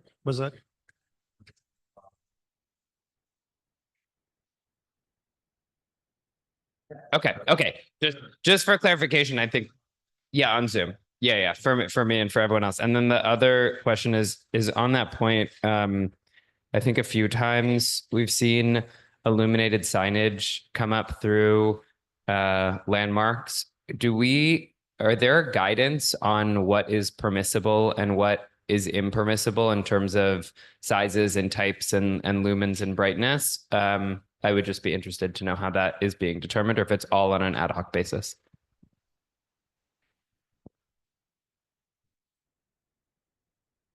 Yes, there are guidelines on that. However, they have not been changed or amended for new technologies, nor is the brightness really addressed very well. So that makes it very much a case-by-case basis when we see these applications. And I will quickly add to that I did bring up this continued trend of an increase of these coming up applications at Borough Board this morning, and that the Borough President's office said that bringing in, I asked to have LPC come in, as this is probably a growing trend elsewhere in the borough. So they do have that on their list to have, when I say LPC, I mean the Landmarks Preservation Commission come and make a presentation to Borough Board. And if I could just add to that, you know, there's no prohibition on the types of things that go on the video displays. So that's also been an issue with Landmarks where, you know, they could put video, moving images, you know, they could flash the screen. That's all allowed because there's no specific guidelines. It just allows a video screen, which is very frustrating because they can get very, very bright and very distracting. Okay, so we have items 1 through 8. Are there any items anyone wants to call out or have any more clarification questions on? Are we comfortable to move those all into vote on at once? Is there any unwillingness to vote on Landmarks items 1 through 8? Okay, so all those in favor? Opposed? Abstentions? Recusals? Landmarks items 1 through 8 carry. So next we're going to go to Susanna Aaron for the Human Services Report with 1 resolution to vote on. Hi there. It's a resolution affirming and strengthening New York City as a welcoming city for immigrants. Therefore, be it resolved, the Community Board 2 Manhattan, number 1, reaffirms its commitment to New York City as a welcoming city and to the principle that all residents deserve safety, dignity, and access to many public services regardless of immigration status. And number 2, condemns the false and inflammatory narratives used by the mayor and others to justify increased local cooperation with federal immigration enforcement and urges all city and state officials to actively counter such rhetoric with facts, compassion, and integrity. And number 3, calls on the mayoral administration, NYPD, DOC, Department of Homeless Services, Mayor's Office of Immigrant Affairs, and other city agencies and officials to ensure full compliance with local sanctuary laws by not using city resources to support federal immigration authorities. And number 4, urges the city and city council and mayor to create a comprehensive and unified plan to aid immigrant communities, including other areas of New York City law that add an undue burden, e.g. street vendor permitting, and to allocate increased funding in the upcoming budget for number 1, legal aid services for immigrants facing detention or deportation. Number 2, know your rights education, outreach, and legal workshops via capacity building grants for schools, hospitals, and faith institutions and other channels. Number 3, community-based organizations providing culturally competent support to immigrant communities. And the committee voted unanimously in favor. Are there any questions? We have a question in the back from Ryder Kessler.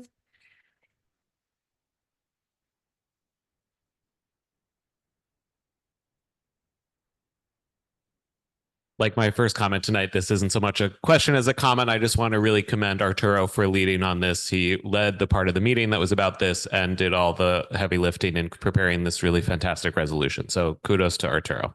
Indeed. Thanks. Any other clarifying questions about this resolution? Carter Booth? Yeah, I was just wondering, A, who is this being sent to?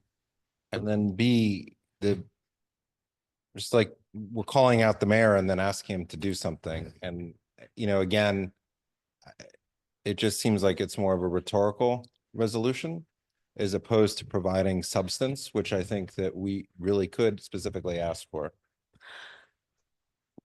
I'm going to make an interpretation that I invite other members of my committee to illuminate if you think I'm going in the wrong direction. I think this is aimed to be sent to all of our elected officials. And I think that it's just a position of principle.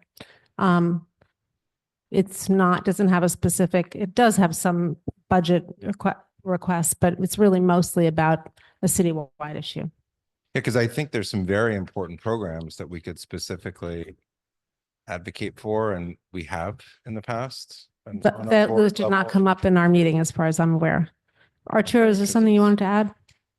Arturo, would you like to speak? The CC list missing from the. Yeah, I took it Rest- off because we don't usually add those to our Okay, resolutions. but yes, just to Carter's point, yes, we are addressing it to our local elected officials, including the mayor, the deputy mayor, our council members who will be voting on the budget, as well as like our local state elected officials. Anybody else? Janet? Oh, sorry.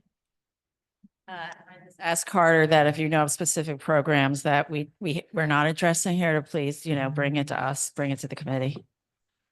No, not on this resolution, For that future meetings. future meetings. Yeah, Carter? there's some great programs that we mentioned, particularly in schools. Well, I don't You think know. we should mention that now. Let's have an offline conversation. well, it's So for just- future meetings, we can do that. I'm just saying, if you send this to somebody and we're asking for something in the budget, it's helpful to them to have specifics as opposed to generalities, because I think that is something as an elected, when they're processing our resolutions, they look to say, hey, what is it that you want?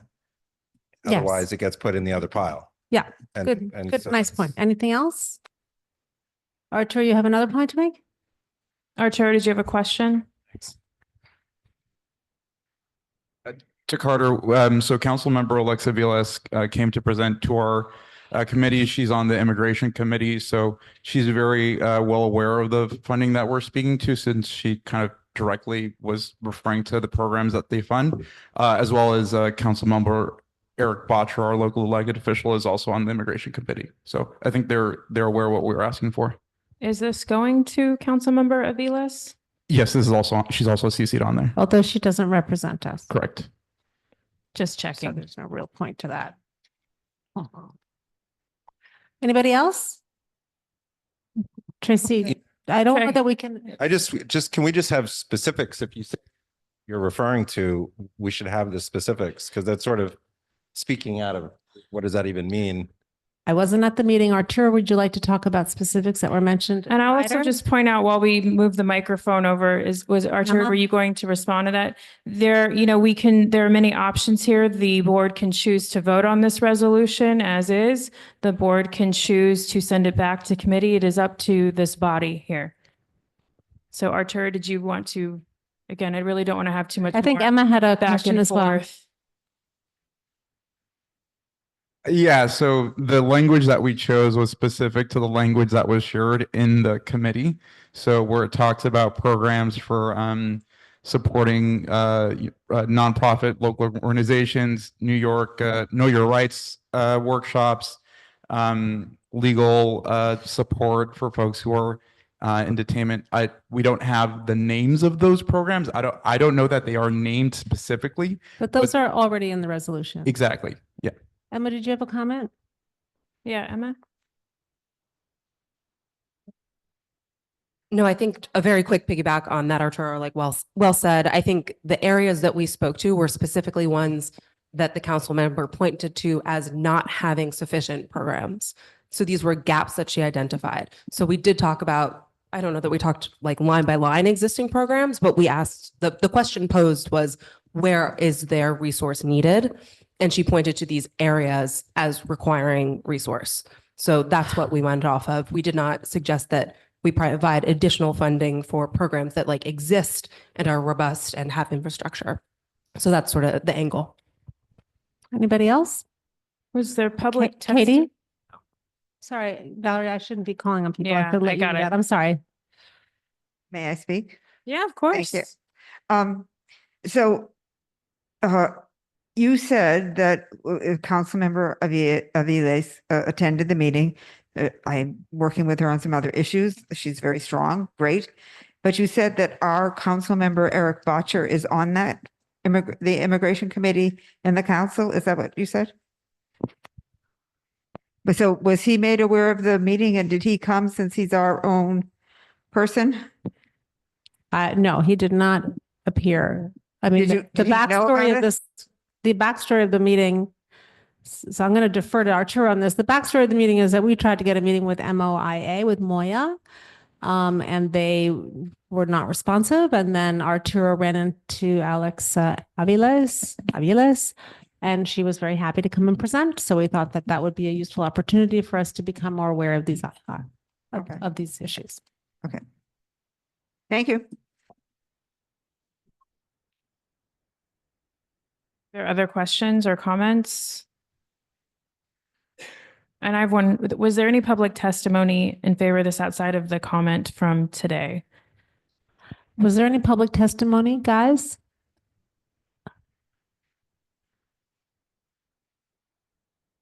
Okay, thank you.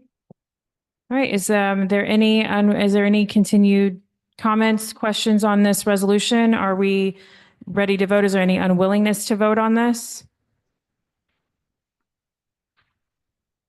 I'm sorry, is there okay, I will call it. I don't need a motion to vote. Thank you. All right, so on Human Services Resolution number 1, all those in favor? Aye. Opposed? Abstentions?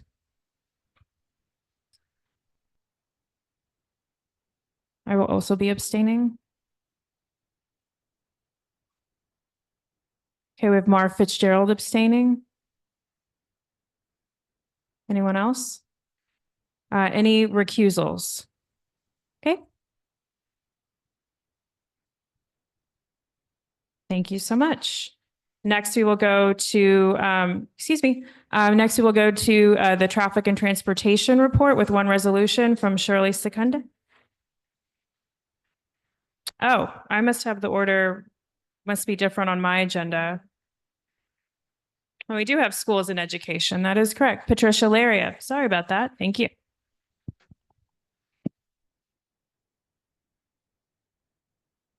We had one resolution, a Community Board 2 resolution in support of $500,000 funding for NYSED to advance the integration of science of reading into educator preparation programs and certification standards. Therefore, be it resolved that Community Board 2 believes that literacy is a civil right. All children deserve to receive evidence-based reading instruction grounded in the science of reading that will allow them to experience academic success, the first pillar of culturally responsive and sustaining education. And 2, strongly urges New York to include 500,000 in the one house budget to support the implementation of the New York State Action Plan, the Path Forward. This will improve literacy instruction in schools by supporting and integrating the science of reading into education preparation programs and certification requirements. Funding will support 4 positions at New York State Department of Education to ensure quality program oversight of New York State's 4,500 plus teaching programs. We had no quorum present, but committee members present were in favor. Okay. Are there any questions about this resolution? So I see Eddie Siegel in the back, and then we'll go to Shirley Secunda in the front. Hi, thank you for writing this resolution. I am peripherally aware of the arguments are happening in a lot of states around reading education. I more know it as phonics, the science of reading, the phonics side of this battle. Not battle, but discussion on education stuff. Cool. Great, thank you. I am full support of this. I appreciate you putting it together.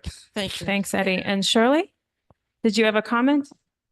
We get the remote the microphone.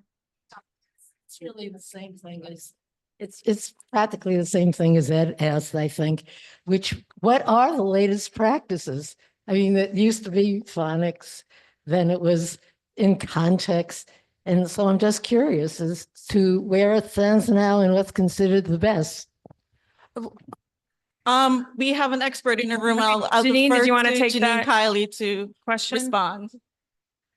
Yeah. There's a link in the reso if you can learn more, but the science of reading is not just phonics. If you're probably over 45 or 50, this is probably how you were taught to read. It's replacing what, just write books, where they would hand a kindergartner a book and say, why don't you sit down and read that for 20 minutes? And then they're just flipping through the pages and talking to their friends because they actually don't know how to read it yet. So there's a lot of research on this. It's all, I'm happy to like go offline with people and share in-depth research, but it's more than just phonics. It's learning every letter sound and learning how to decode words versus there's books that's like give a mouse a cookie and then you turn the page, you give the mouse an apple and you give so it's cueing. They're not actually reading, their kids are looking at the picture because they've quickly memorized. You give a mouse a fill in the blank, and that doesn't teach kids to read. So there's a lot more information. I'm happy to talk to anyone offline. Thanks. And just really quickly, just for transparency, is this coming through anything you're affiliated with? Yeah, I am the was it board chair and one of the co-founders of Literacy Academy Collective. I have received no financial compensation. It cost me Sorry, money. and time. that was a question that was coming up, so I just wanted to have it addressed so we could, thank you so much. Great. Okay, so with that, is there any other My hand is raised. My hand is raised. Oh, I'm so sorry. Dr. Smith, please. That's okay. Thank you. First, I want to commend the Education Committee and Patricia, and also Janine for being specific about the science of reading. I think if those people who are in education will probably know, and she could probably tell you about it as well, is that the problems that we've had in the past is that yes, it's a lot of you were taught by phonics, but then we had something called the whole idea of not necessarily focusing on phonics with the Lucy Calkins reading that was in that the Board of Ed instituted and used a long time ago. So thanks to the Chancellor David Banks and of course others who understood at least that the science of reading not only had its value, but everybody was doing their own thing. And a lot of people were doing the Lucy Calkins without the phonics piece. And so I'm happy to see that this education committee has not only taken it upon themselves to do the resolution, but to even broaden it. And I actually as an adjunct, and not in reading, I'm a scientist, but I do my consulting work in reading. What's very good about this resolution from a person who has done this work is that it also they've expanded this resolution to include the State Department and having not only people who are at that level to make sure that everyone's doing the reading with fidelity, but also too that everybody's kind of doing the same thing. So I applaud the Education Committee for this, and also making sure that education colleges who teach teachers how to teach reading will also have some guidance in this regard. Sorry for my long response, but kudos, Pat. Thank you, Dr. Shirley. Great. Okay, so with that, is there any unwillingness to vote on the schools and education item, this resolution? Seeing none, all those in favor? Aye. Opposed? Abstentions? Recusals? Right. Schools and education, item 1 carries. Next, we will go to Shirley Secunda for the Traffic and Transportation Committee report with 1 resolution to vote on. Also, for those in the room, I understand it is very warm in here. I feel with you on that. And Janine let me just ask, can I be heard? Yes. Oh, good. Even at my. So we are working on that. Okay. All right. Go ahead, Shirley. So 1 resolution with thanks to Janine Kiley for doing this resolution, which is in support of expanding the 2-way bike lane on Lafayette Street from Prince Street to Astor Place, widening the entire 2-way bike lane to 10 feet, painting the bike lane on Broadway, and studying other ways to improve pedestrian and cyclist safety on Lafayette Street. So resolved. CB2 strongly supports the proposal to extend the 2-way bike lane on Lafayette Street from Prince Street to Astor Place. Further resolved, requests a 10-foot wide 2-way bike lane from Spring Street to Astor Place to accommodate 2-way bike traffic and wider e-cargo bikes. Further, recommends that the DOT study ways to improve cyclist and pedestrian safety block by block on Lafayette Street from Spring Street to Astor Place, both at intersections and mid-block. further urges the DOT to expeditiously paint the existing bike lane on Broadway from Bleecker Street to West Fourth Street. And finally, it insists the DOT move forward with the funded study of Petrosino Square and CB2's recommendation to move the city bike rack off of park space in Petrosino Square onto the east side of Lafayette Street, north of Spring Street. And I have to tell you that that last request is probably 10 years old.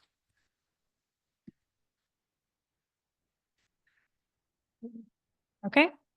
Any questions? We have two questions in the back. So we have Erica Olson, and then we have Zach Kazaz, and then Katie Bordenaro. So if we can get a microphone to the back over here, then we can get the questions started.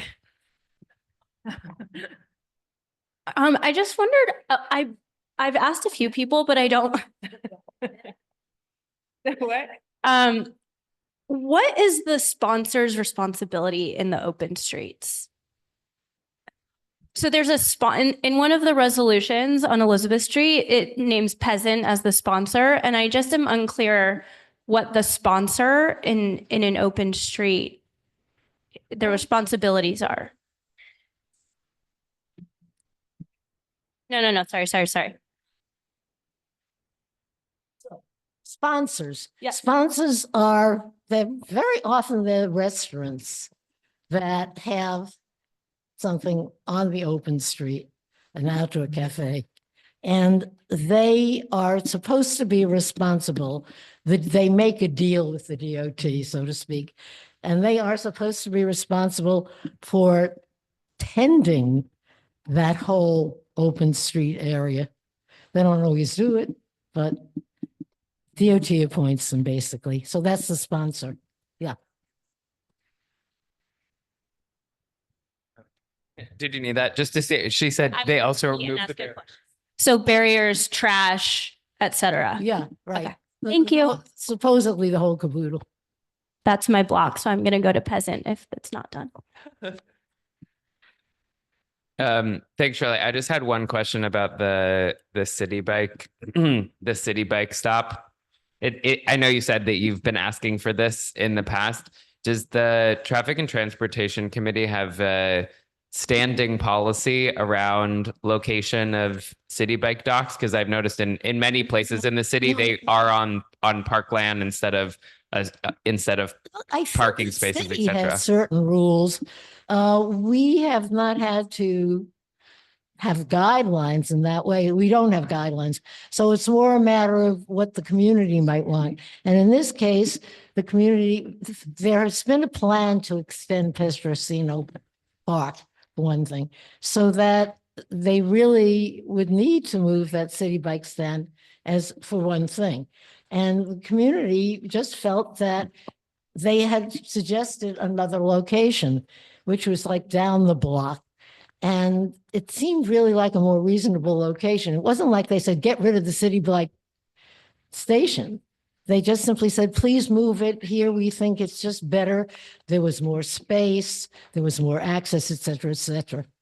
So that was really it. And it was to do really with the specific location and what was going on there. And I don't know if you know that location. Yeah. It's a pretty overwhelmed one. Yes, it is overwhelming, and I agree. Trying to actually get a city bike into that docking is very difficult. You have to bike through many people. Thank you. So as someone who lives very close to the Hudson River Park, the two-way bike lane at the Hudson River Park, I'm quite concerned about the pedestrian safety of a two-way bike lane because, you know, it's a fight to get across for a pedestrian. So when you say improve pedestrian safety, how do the bikes know to stop in both directions? Well, for I think it really has to do with what we're going to input to New York State DOT about how to design that two-way bike lane and what kind of regulations to put in. And we have given a lot of feedback. The whole purpose of this idea, I guess, or proposal, which we have proposed in the past, is because the Hudson River No, I'm Esplanade actually, is so overwhelmed and has e-bikes using it. And there is a need for accommodating these electrified vehicles in another space. I'm And- sorry, I wasn't clear, Shirley. I and wanted to so, apply. But as far as guidelines, you know, the study is going on. And these are recommendations that we're giving to the study. And the study is going on for, I think, 2 years. So there's time to get into it. And by the way, for everybody's reference, in the minutes there's the website of the study. You can access it to see the general outline. They are supposed to come back to the general public, they say, in spring. Well, we're in spring. We haven't heard anything yet, but supposedly they will come to us and people can give input in that way in person. But in addition to that, if you go on that website, there is a page there for accessing solicitation for your input and opinion. So if you have ideas, Katie, you got two opportunities at least, more, because there'll be other public meetings. But this is not a done deal. It's simply that there's a need, okay? There's a need to put those e-bikes and wider conveyances and electrified micro mobility pieces someplace else, not on the Esplanade, because they are really threatening the regular bike users and the kids that use the three-wheelers and on and on. Okay. I know, that's my question. Yeah, I know, I don't have an answer to your Shirley, question let yet. me just, I wasn't really asking you to comment on Hudson River. I'm using it as an example. So you could explain to me how you are going to promote pedestrian safety on the two-way bike lane of Lafayette Street. It looks like Because that's- Janine can answer that question. That'd be So- really great. Thank you. Yeah, could we pass the mic? I recommended that. I told you what we've asked for. This is a process. So if you want to feed in and give your opinion of that process, you've got plenty of time to do it. We The did. short answer on Lafayette. Okay, you want a whole discussion about why it would be better for pedestrians? She's asking a different question. Okay. On Lafayette Street, there is a signal at every intersection. So obviously, and so the bikes would technically have to stop when the pedestrians cross the street. She's asking about the 9A. No, she's asking about Lafayette. Yeah, she's talking about Lafayette. Okay, great. Eddie Siegel. Sorry. That's okay. Just wanted to move it along. I bike up Lafayette half the time I go to work. The other is 6th Ave, which recently had an expansion. And I think that expanded width actually makes it a lot safer for everybody because pedestrians aren't tempted to jump to the waiting area on the other side of it. And so I've personally experienced the benefits from widening these bike lanes and giving more space to these bikes. And I'm really excited for it to come to Lafayette. Okay, great. Is there any more commentary on this or any questions? Is there any unwillingness to vote on this one resolution from Traffic and Transportation? All those in favor? Aye. Opposed? Abstentions? Recusals? All right. Apologies, Katie. I thought you were asking a completely All different right. question. If we could continue that conversation outside. Thank you. So now we're going to go, thank you, Shirley. We are going to go to Will Banesh for the Street Activities and Resiliency Committee report with 19 resolutions, I believe, to vote on. Thank you, Valerie. Yep, 19 resolutions today, plus 5 FYI renewals. Number 1, April 10th, Trinity London Beauty, Prince between Broadway and Mercer, no show deny, unanimous. Number 2, April 10th, Munchie Mobile hostess sampling tour, Broadway between Broome and Grand, approve, unanimous. Number 3, April 19th, Sunbum food truck, West Broadway between Broome and Spring, approve, unanimous. Number 4, April 20th, into Missimi, ice cream giveaway, West 14th, between Washington Street and 9th Ave, unanimous, approve. Number 5, Netflix U pop-up, April 22nd to 23rd, Broome between Broadway and Worcester, unanimous, approve with 1 recusal. Number 6, April 22nd, NBCU Milan Cortina Olympic Food Truck. Varick between Grand and Watts, unanimous approve. Number 7, April 26th, Perry Street BYOP Pizza, Perry between Greenwich and Washington Streets, no show, unanimous deny. Number 8, April 26th, St. Geordie Book Fair, Christopher between Greenwich Ave and Waverly Place, unanimous approve. Number 9, May 1st to 8th, Meatpacking District presents 100 Years of Photography. That's in the Gansevoort Plaza. That was unanimous approve. There was an additional, therefore, be it resolved that CB2 Manhattan calls upon the applicant to partner with and educate Leica to ensure that future events associated with Leica go through proper SAPO approval process. That was in reference to a prior event that they had held. So that was adopted unanimously. Number 10, May 2nd, Brown Bag Sandwich Co., Thompson between Bleecker and West 3rd. Unanimous approve. 11 and 12, number 11, May 2nd, Addicted Promo Truck, Fifth Ave between Washington Square North and Washington Muse. And then number 12, May 3rd, Addicted Broadway between Broome and Spring. Those were no show denies, unanimous. Number 13, May 5th to 7th, Keebler Tree at 303 6th Ave, 6th Ave between Carmine and West 3rd, unanimous approve. Number 14, May 10th to 11th, Blank Street Coffee Pop-Up, Gansevoort Plaza, unanimous approve. Number 15, May 10th, Lily's Vegan Pantry 30th anniversary, Hester between Baxter and Center Streets, no show deny, unanimous. Number 16, May 16th to 17th, 100th anniversary mobile flavor tour, Astor Place Plaza. That was a approval unanimous with an additional, therefore be it resolved, CB2 Manhattan recommends the applicant coordinate with Village Alliance to move the activation to a less disruptive section of the Astor Place Plaza. Can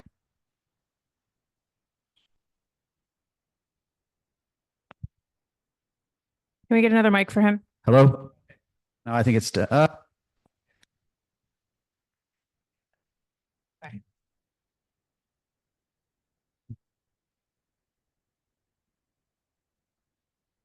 okay.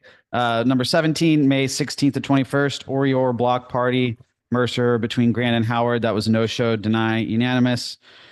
18th, May 17th, Perry Street Block Party, Perry between Greenwich and Washington Street. That was a unanimous deny. And 19, June 1st, Stonewall Village Fair and Expo, Bravo between East 14th and Waverly. That was a deny unless the applicant has been confirmed by SAPO to be a nonprofit organization in good standing as required by SAPO regulations. And then 20 to 25 FYI renewals were approved unanimously.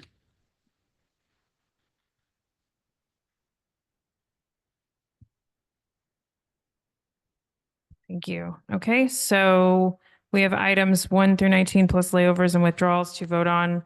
Are there any clarification questions? Susanna, did you have a question? Can we pass a microphone? Very quickly, just wanted to comment on, to thank you about Stonewall veterans.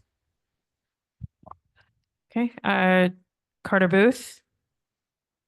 Can we get a microphone? Thank you. Thank you. Thank you, Mark. Yes, sir.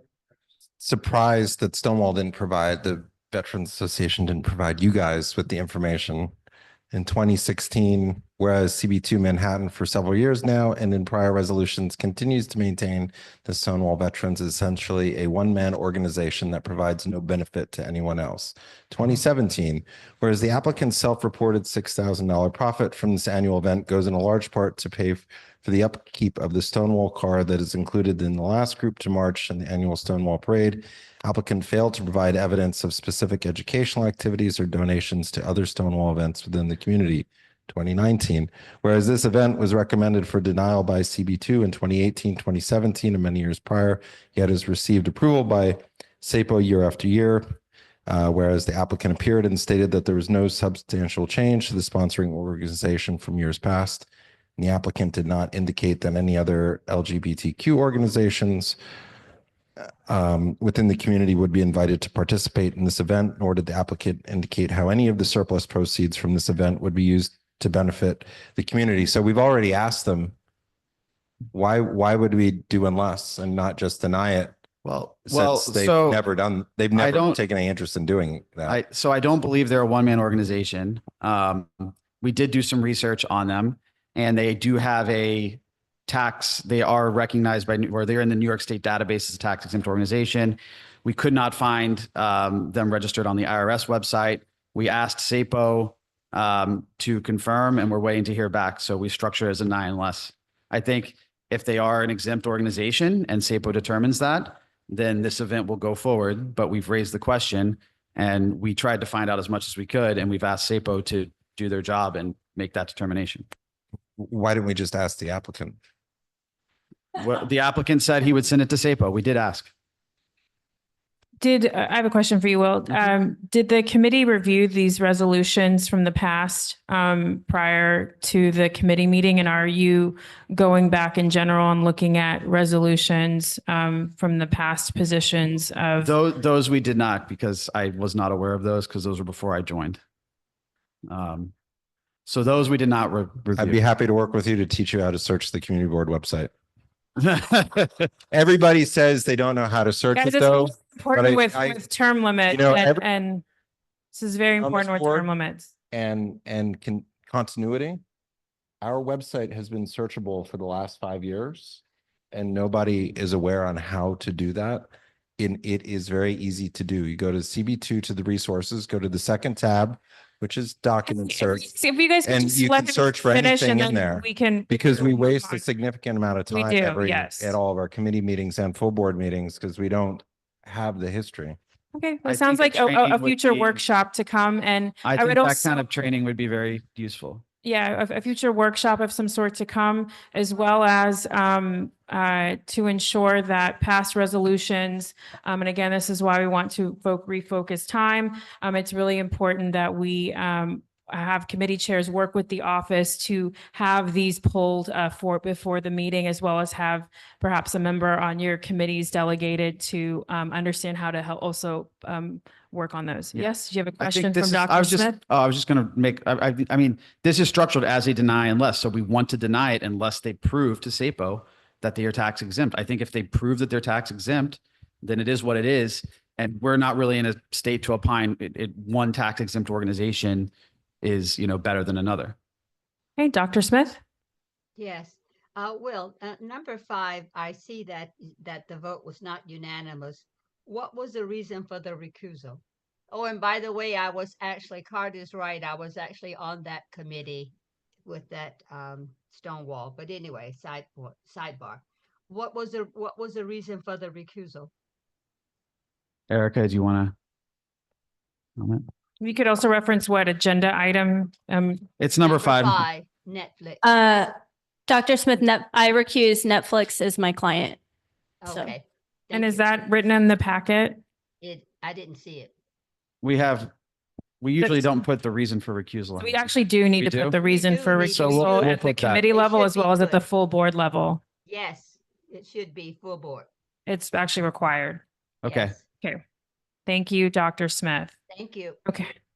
Is there any unwillingness to vote on these in a block, or would anyone like to take these separately? Okay. Is there any? I'm sorry. Zach? I was going to suggest tabling the one related to the Stonewall Democrats in light of the previous performance. So you would need to make a motion to do that, to send it back to the committee. You would need to make that motion, or we can separate it out and we can vote on the other items. I'm sorry, if you could use the microphone. That was no, I don't need to do that. Withdrawn. Okay. All right. So for street activities and resiliency, items 1 through 19, including the layovers and withdrawals, all those in favor? Opposed? I'm going to oppose number 19. Oh, okay. I can't see. Can someone help me? Frederica, are you opposing something on street activities and resiliency? No, I was in favor of it. Okay. We were voting. You're going to abstain from what? Like if we could get a microphone because people online cannot hear the vote and the person voting for the call out. So I opposed number 19, Valerie De La Rosa. And I oppose also. can you, is that, okay, Dr. Smith, and you oppose what, Dr. Smith? 19. Okay, thank you. And is there any other opposed in the audience? Abstentions? If you could get a microphone to Carter Booth, please. Okay, so Carter Booth. Okay, it's turned off. So Carter Booth is abstaining. Any recusals? Okay, so Donna. So I am recusing from numbers 4, 9, and 14. I am a voting member of the meatpacking bid. Okay, and Erica Olson, if you could state your name and what you're recusing and for what reason. Erica Olson, recusing on number 5, the Netflix U, because Netflix is the client at the company I own. Great, thank you. So with that, I believe they all pass. So next we're going to go to Donna Raftery for the SLA1 and SLA2 reports with 45 resolutions and 13 layovers and withdrawals. We will take those separately with SLA1 first. Okay. We met on April 1st, 20 applications, 15 resolutions. All the decisions were unanimous. Good Neighbors, Inc., doing business as Good Neighbors at 149 Mulberry. It's an on-premise for a restaurant, deny unless with stipulations. 222 Castiel LLC, doing business as Crispy Heaven at 222 Lafayette Street. That's a South Store. It's a restaurant wine, deny unless with stipulations. Sullivan Taqueria 2, Inc., doing business as Sullivan Taqueria at 71 Sullivan Street, South Store. That's a tavern wine. It's a transfer, deny unless with stipulations. 1/5 Historic Hospitality LLC, doing business, forget that part, 1/5 Avenue, 1003. That's an on-premise for a restaurant, transfer, deny unless with stips. 450 Broadway CNS LLC at 450 West Broadway, on-premise for a restaurant, transfer, deny unless with stips. 470 Broom Cafe LLC, doing business as Francisco, 55.5 Green Street, also known as 470 Broom Street. It's a new tavern wine, previously unlicensed location. And that's deny unless with stips. Please note that the resolution, the stipulations are correct. They are closing at 10 p.m. 7 days a week. The resolution was, I was looking at something else when I did that. So when it says 11 o'clock, they're not closing at 11 o'clock. They're closing at 10 o'clock every night.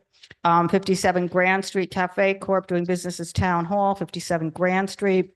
It's an on-premise license there. This is an alteration to add the dining at NYC roadway. That's deny. McBren Corp. Doing business as Triona's, 237 Sullivan Street. That's an alteration, dining out to add the sidewalk and roadway seating, deny unless with stips. Marlton Hotel Operating LLC, doing business as the Marlton Hotel at 5 West 8th. That's an alteration for dining out roadway, deny unless with stips. 265 Lafayette Ristorante, doing business as Gelateria St. Ambrose at 265 Lafayette Street. That's a dining out sidewalk and roadway seating, deny unless with stips. 265 Lafayette Restaurante, doing business as St. Ambrose, 265 Lafayette Street. Alteration dining out for a sidewalk, deny unless with stips. Noho Neighbors LLC, doing business as Elvis, 54 Great Jones. Dining out NYC Road Walk and Sideway, deny unless with stips. Center for Goods LLC and Howard Fine LLC, doing business as Roman and Williams Guild, New York, and La Mercerie Cafe and Bakery, 53 Howard Street. It's an alteration for dining out roadway, deny unless with stips. The Broom Street Bar, 361, 363 West Broadway, also known as 499 Broom. That's an alteration for sidewalk and roadway. That's a denial. McDougal Rest Inc., doing businesses off the Wagon, 109 McDougal Street, alteration dining out for roadway, deny unless with stips. Green Street Enterprises, doing business as White Oak Tavern at 21 Waverly Place, dining out for a sidewalk, that's deny unless with stips. Tava Cafe LLC, doing business as Balsam, 202 Mott Street, Unit B, alteration for dining out roadway, deny unless with stips. 33 WB Operations LLC, doing business as a pasta bar at 330 West Broadway, dining out for sidewalk and roadway, deny unless with stips. Cantier New York LLC doing business as Cantier Humbriera, 41 Kenmare Street. That was an on-premise for a tavern. It was a class change. They failed to appear, so that was a denial. And then 21 through 27 are layovers. We had no withdrawals. It's just going to get worse as the months keep going. So there we go. Right. Are there any clarifying questions? Is there any unwillingness to vote on SLA items 1 through 20, including 7 layovers and withdrawals? Okay. All those in favor? For any opposed? Abstentions? Recusals? All right. 1 through 20 and the 7 layovers carry for SLA 1, SLA 2. Okay. April 3rd, we had 30 applications, 24 resolutions, and 1 as new business tonight. So all the decisions were also unanimous. NRK Cafe Inc. doing business as Layla Bar, 422 Hudson Street.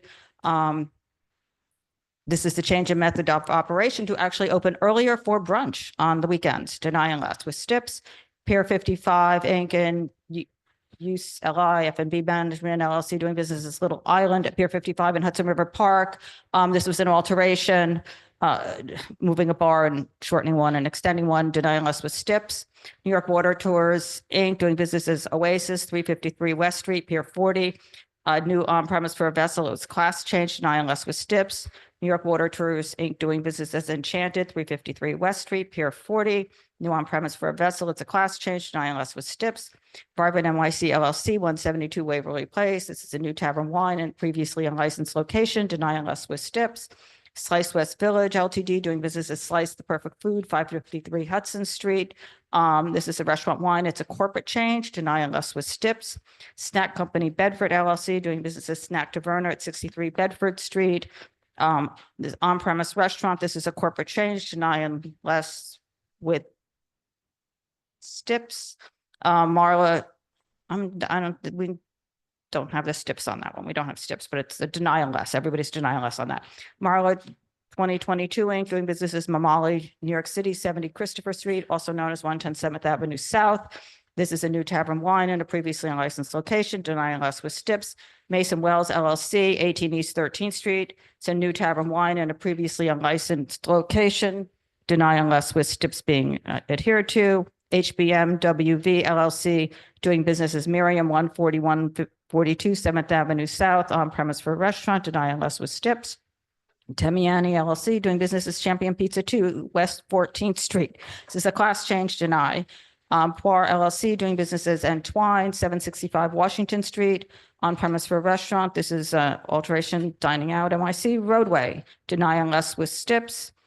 The Crystal Room LP doing business as Blue Ribbon, 97 Sullivan Street. This is alteration, adding sidewalk and roadway seating, deny. Flexible Fish Corp. doing business as Blue Ribbon Sushi, 119 Sullivan Street. Alteration, dining out roadway, deny unless with STIPS. Wagawangowitz LLC doing business as Cafe Clooney, 284 West 12th Street. Alteration for dining out, sidewalk and roadway, that's a deny. Whitehorse Hospitality LLC doing business as Whitehorse Tavern. Alteration, dining out, sidewalk roadway, deny unless with STIPS. 675 Hudson Vault LLC doing business as Dos Camino and Troy Liquor. 675 Hudson Street, alteration, dining out, sidewalk, deny unless with STIPS. 753 Washington Trattoria Inc. doing business as Malaparte, 753 Washington Street. Dining out for sidewalk and roadway, deny unless with STIPS. Grata Azura Inn Inc., 177 Mulberry Street. Alteration for dining out, sidewalk and roadway, deny unless with STIPS. Hudson Corner LLC doing business as Bartuzzi Via Porte, 522 Hudson Street. Alteration for dining out, sidewalk and roadway, deny unless with STIPS. 518 Hudson Street doing business as Justine's on Hudson, 518 Hudson Street. Alteration, a dining out sidewalk. Windy Point East 2 LLC doing business as Houseman, 508 Greenwich Street, dining out roadway, alteration, deny unless with STIPS. Waverly Restaurant LLC, 1618 Bank Street, dining out roadway, deny unless with STIPS. 228 West 10th Street LLC doing business as Lartuzzi, 228 West 10th Street. Alteration, dining out roadway, deny unless with STIPS. Items 25 through 30 are layovers as withdrawals, and then I'll just lump the new business in with this one. So that's South Village Hospitality Group LLC, doing business as Carroll Place, 157 Bleecker Street. This is an on-premise restaurant. It's an alteration to convert the service bar to a customer bar. We heard them back in February 2024. The board unanimously recommended approval. This is strictly a re-notification because they have to re-notify us if 270 days have passed. They have passed. There's no changes. They're just re-notifying us because they're ready to move forward, and that does it. Questions? Okay, so we have Will, Arturo, and then Zach. If we can get a microphone back here. Thank you. Arturo?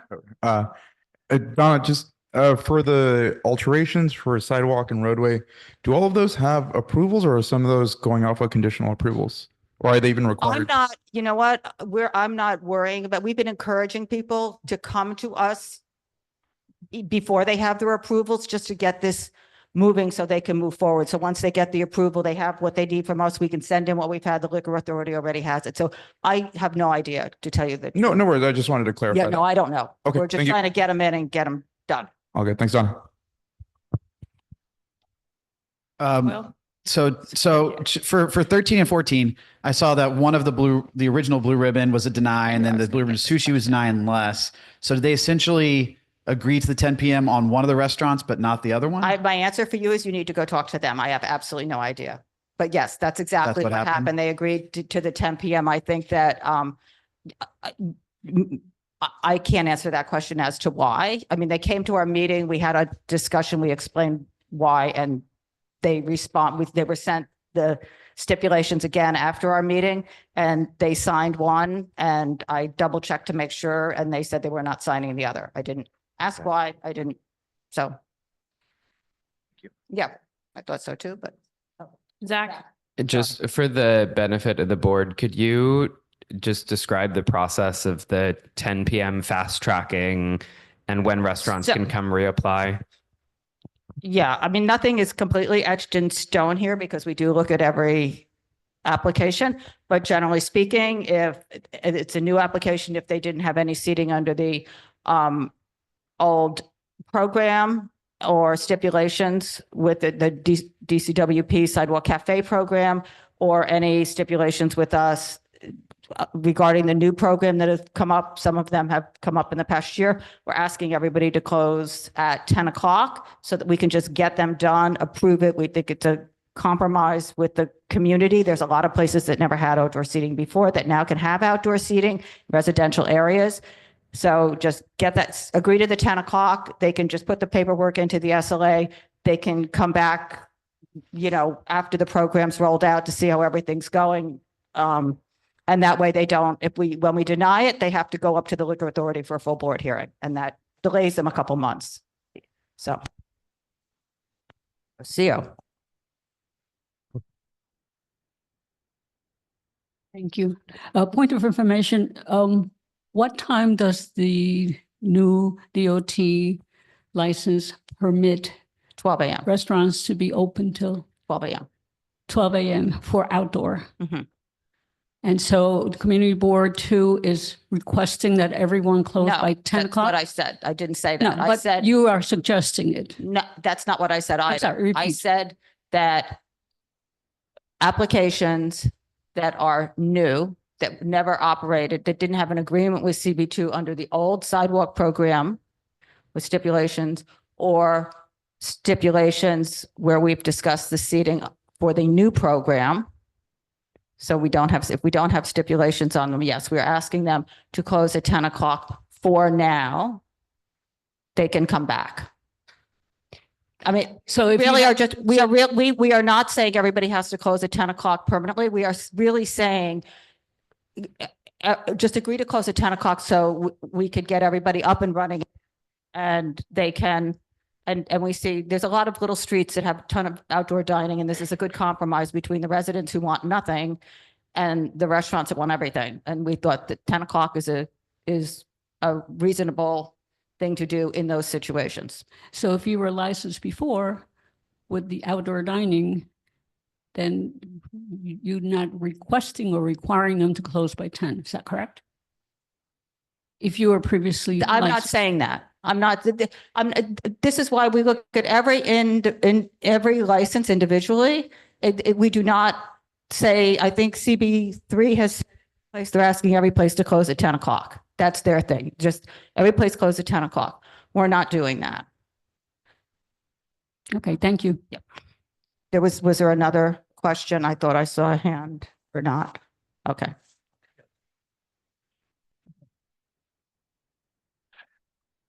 Okay, so I noticed that have stipulation of no outdoor dining at all at the present time. Number 5, number 6, number 9, number 10, number 13, number Which one? 15. Wait. The question is, so How can? if one of these establishments that have a prohibition from having any outdoor dining seating has a stipulation, and yet they have seating currently and ongoing, is there a mechanism that we can either deny their license or? Their liquor license, you want to? No, I mean, well, you could bring that up at the committee meeting and you could raise it here and see if somebody wants to deny them because they're serving outside. With everybody serving outside, and everybody has been serving outside for the past 3 years or 4 years or 5 years. You could do that. I don't know. I mean, this is a new season. There are new rules in place this year or last year. So number 6, Slice, has a stipulation for no outdoor dining, seating, service of alcohol. They probably are authorized under the temporary program and they're sitting in the sidewalk. And if you were authorized under the temporary program, you're allowed to keep serving outside as long as you have an application that was filed. So, I mean, they're doing a corporate change right now. It's a corporate change. It's not a new license. It's a corporate change. Carter, are you going to chime in here on something? But I mean, that's, you can get up and get a microphone or somebody can get them a microphone. But I mean,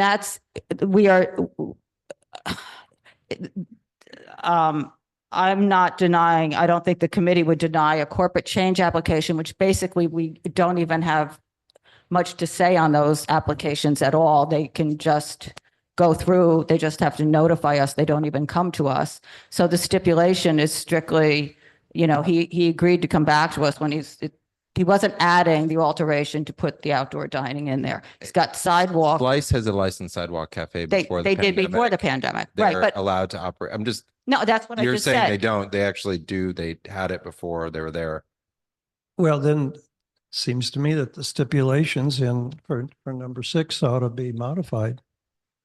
Well, they did apply. Language is clear. Everybody, well, it doesn't say they'll never have any outdoor. It says it's not included or something with the resolution at this time.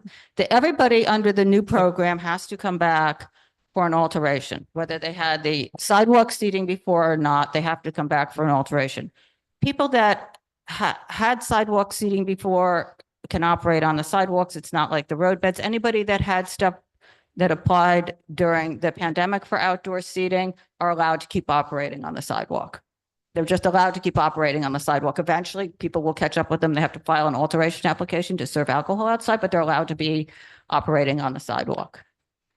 Then I don't understand the language that is in here for stipulations. Number 4. Page of 33.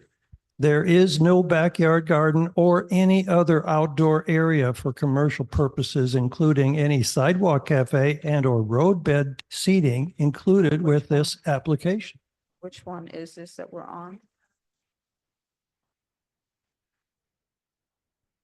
Well, mine is different there. Oh, yeah, but which, no, I see that part, but which, oh, for Slice, right, okay. But so what it just said, it's not included in the application. They did not apply for the alteration with this application. This application is a corporate change. It's a corporate change. One principal, or, you know, there is a new principal. So it means that we didn't get the alteration as part of this application, but the premises had a sidewalk cafe. The corporation had a sidewalk cafe pre-pandemic.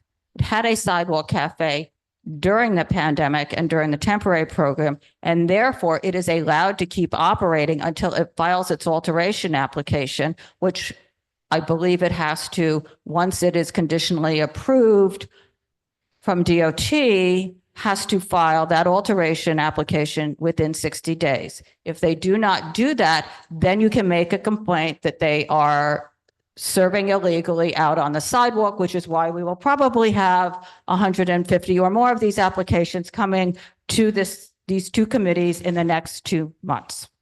So just to Was that not clarify, clear? this is a key point, is that there were 2 applications for Slice before us this month. One was a corporate change. We took and disposed of that this month. Because there were some open issues, the alteration application, which had a number of different parts of it, including adding the storefront next door and the exterior area, an existing sidewalk cafe and a new sidewalk cafe next door, that was a second application. So that is going to be heard next month. This was just for the corporate change because we didn't want to hold up the applicant and their business endeavors. And also because the second application seemed like there could be resolution, but it wasn't ready to be completed yet with the local residents. And they were willing to meet with that and discuss it outside of the board, thankfully, so that we didn't have to extend our meeting. Okay, To well, hear about it. thank you for that, Carter. My second question is on items 20 and 21. That's Bartusi and Via Porta and Justine's next door to it.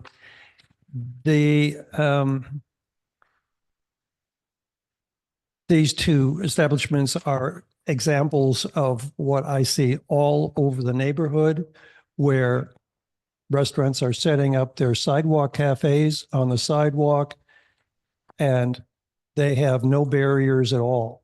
And I noticed that very specifically that we do require that as part of the guidelines. And I'm wondering, what is the enforcement there? They're operating Complaint to DOT. contrary to Honestly, the- complaint to DOT. That's it. That is the response, complaint to DOT. Okay. It's that nobody, I mean, I must say it's annoying as anything that nobody is yet complying. But I don't know how many places have barriers. It's few and far between, but the remedy for that is not to deny them a liquor license, it's to complain to DOT. Thank you. Arturo? Could, because I do sympathize with Brian. I think there are community members who feel the same way. When you say complain to DOT, can you give us specifics? You're at, who are you asking? Whoever has an answer. So complain to DOT. If you go to diningoutnyc.info/enforcement, you can read all about the non-compliant setups. The restaurant, for their first time violation for not complying with the rules, will receive a corrective action request, a CAR. They have 30 days to comply with that CAR. The inspector will go back out. If it has not been in compliance, they will then issue a summons. You can go to Oath. You can look up the handwritten summons and read specifically what rule they're citing. You can also go, the 311 app does not have the outdoor dining complaints. It will take you to a mobile web browser. It has all of the different violations there. So the first offense is $500 and then, or $250 and then $500 for no barriers, for example, et cetera. You would want to, that's like pedestrian path, and I'm happy to talk through any of that with somebody separately offline. And if it's unlicensed, it is $500 for the first offense and then $1,000 for the second and subsequent offenses. If you can read in the rules, I believe if they have 4 summonses, they will have their license revoked. Okay, so just to be To clarify that, though, that's their sidewalk cafe license revoked, right. not their liquor license revoked. Correct. So there's a 311 page for sidewalk and roadway dining to file outdoor dining complaints. And then you also mentioned the Dining Out NYC enforcement webpage with the details of this process. Correct. Correct. Okay. Thank you. Correct. And again, you both are on the outdoor dining working group committee. I also suggest people go to committee to work these issues out and get these things clarified as well at the committee level. Okay, that's it. Okay, you're done. Okay. Is there any other questions or comments, unwillingness to vote on SLA items 1 through 25 plus 6 layovers withdrawals, as well as the new business item number 31 for SLA 2? All right, so all those in favor for those items I just mentioned? Opposed? Abstentions? Recusals? All right, those pass. Next, we are going to go to Eugene Yu for the Land Use Committee report with 3 resolutions to vote on. Right, thank you. The first of 3 resolutions is on 43 Bleecker Street, which is a mandatory inclusionary housing in lieu of fee development project. So therefore be it resolved that CB2 Manhattan 1 requests an audit from the Loft Board, DOB, and HPD of the history of 43 Bleecker Street, including the legalization of the residential components, particularly as the applicant failed to follow up with the committee with the requested documents. 2, ask for an audit of the residential square footage in light of the fact that there's a discrepancy between Loft Board Order number 5276, dated February 26, 2024, which identifies only 3 loft units, units number 306, 406, and 503, and the applicant who claims that there were 5 existing IMD units on floors 2 through 6, including a full floor 6,275 square foot residence on the 6th floor. 3, requests an account of the history of prior in lieu of donations to the Affordable Housing Fund. Who controls the fund, who decides where the funds are applied, examples of previous donations, and which projects are eligible to access this funding. And specifically, A, what is the justification for setting the price per square foot at $1,215 per square foot? And B, can we ensure that these funds are used within our community? 4, we question why the process of paying into a fund in lieu of developing deeply needed on-site affordable housing requires only notification to the community board instead of a full public process, particularly in light of the many open questions that were generated by this application. The vote was unanimous with no abstentions and no recusals. The second of 3 resolutions, these were comments on the scope of work for the EIS concerning the proposed last mile facility text amendment. And these are comments that the committee is submitting strictly on the scope of the EIS for this upcoming text amendment. And these are in the therefore be resolved that CB2 of Manhattan requests the following comments be taken into consideration. 1, for task number 2 on land use zoning and public policy. The reality of CD2 is that there are many variances that are permitted different types of buildings contrary to the permitted zoning. So reliance on the zoning maps by themselves are not wholly accurate in determining the permitted uses. 2, task number 8, urban design and visual resources. Consideration should be given not only to the parcel delivery facilities, but also the additional infrastructure for the required e-charging facilities that would support the e-mobility vehicles that are envisioned for final delivery. 3, task number 10, hazardous materials. This task should take into account the numerous safety issues related to the batteries that are commonly used for e-mobility vehicles. Number 4, task number 11, water and sewer infrastructure. We'd like DCP to recognize the effects of building commercial facilities with packages for delivery within flood zones, which several which exist within CD2. Number 5, task 13, energy. There should be an examination of whether the electrical grid would support the increased power requirements envisioned for the new charging infrastructure required for e-mobility vehicles. Number 6, task number 14, transportation. This task should include a study of the various micro-mobility options, including a recognition of these new vehicle types, the increased traffic generated by each of these new vehicle types, the anticipated use of bike lanes by some types of commercial micromobility, and the increased chance of pedestrian conflicts with commercial traffic, particularly some of the newer forms of micromobility options.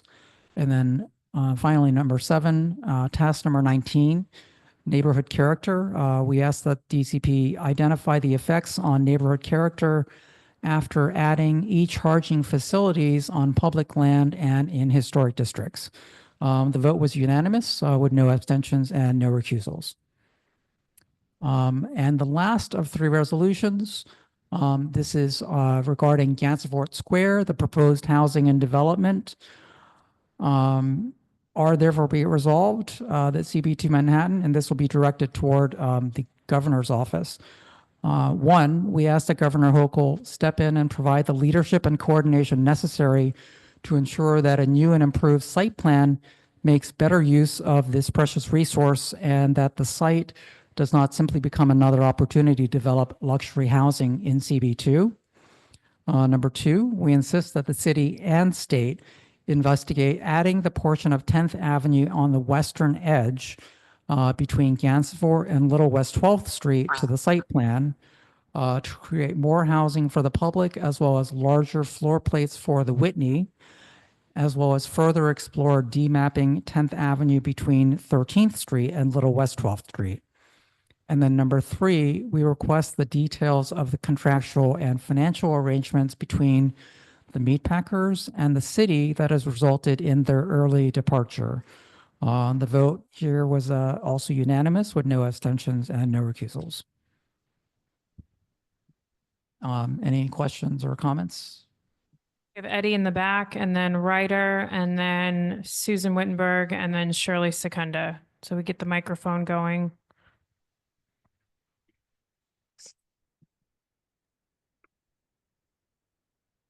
Eddie first. We're good. Eddie, this is on resolution number 1. I agree with almost all of this resolution, but I was curious on the 4th, therefore. The committee is asking for more information about the in lieu fee program, but then goes on to make sort of negative coded commentary on it. And I thought it might be more proper to first receive that information from HPD, analyze it, and then come up with a resolution describing how the committee and the board feels about in lieu. The program was supposed to generate, or the applicant said it was going to be a $6 million fee, which, you know, could generate a handful of units of affordable housing. And we already had a resolution on a 100% affordable project, which, as you've noted, we don't know, could that $6 million go to Gansevoort? Maybe if they tell us, perhaps the committee's attitude would be different. So I guess I'm asking, are you proposing an amendment, or is this a question in general about? I first wanted to take the temperature, your temperature on this. I am interested in posing an amendment, but I first also wanted to get the tenor of the committee or board. Well, I think the temperature is what is presented. So that's up to you if you want to make an amendment or not, but I'll let Eugene also answer that. You know, I recognize that you were also at the meeting and you asked a similar question there. As we've seen with Gansevoort Square, although we have projects in our neighborhood that should be 100% affordable, we've seen that the city has opted not to ask for funding, which is honestly not something that I would have ever foreseen, that the city would opt not to pursue funding that's available. So that's part of the reason for asking about this fund. There are concerns that, you know, even if there's money allocated toward this fund, for example, we have, you know, Gansevoort Square, if the city's choosing not to then turn around and use any of this money, how are we guaranteed that this money will be used toward affordable housing within our district? You know, there are not many affordable housing projects to begin with.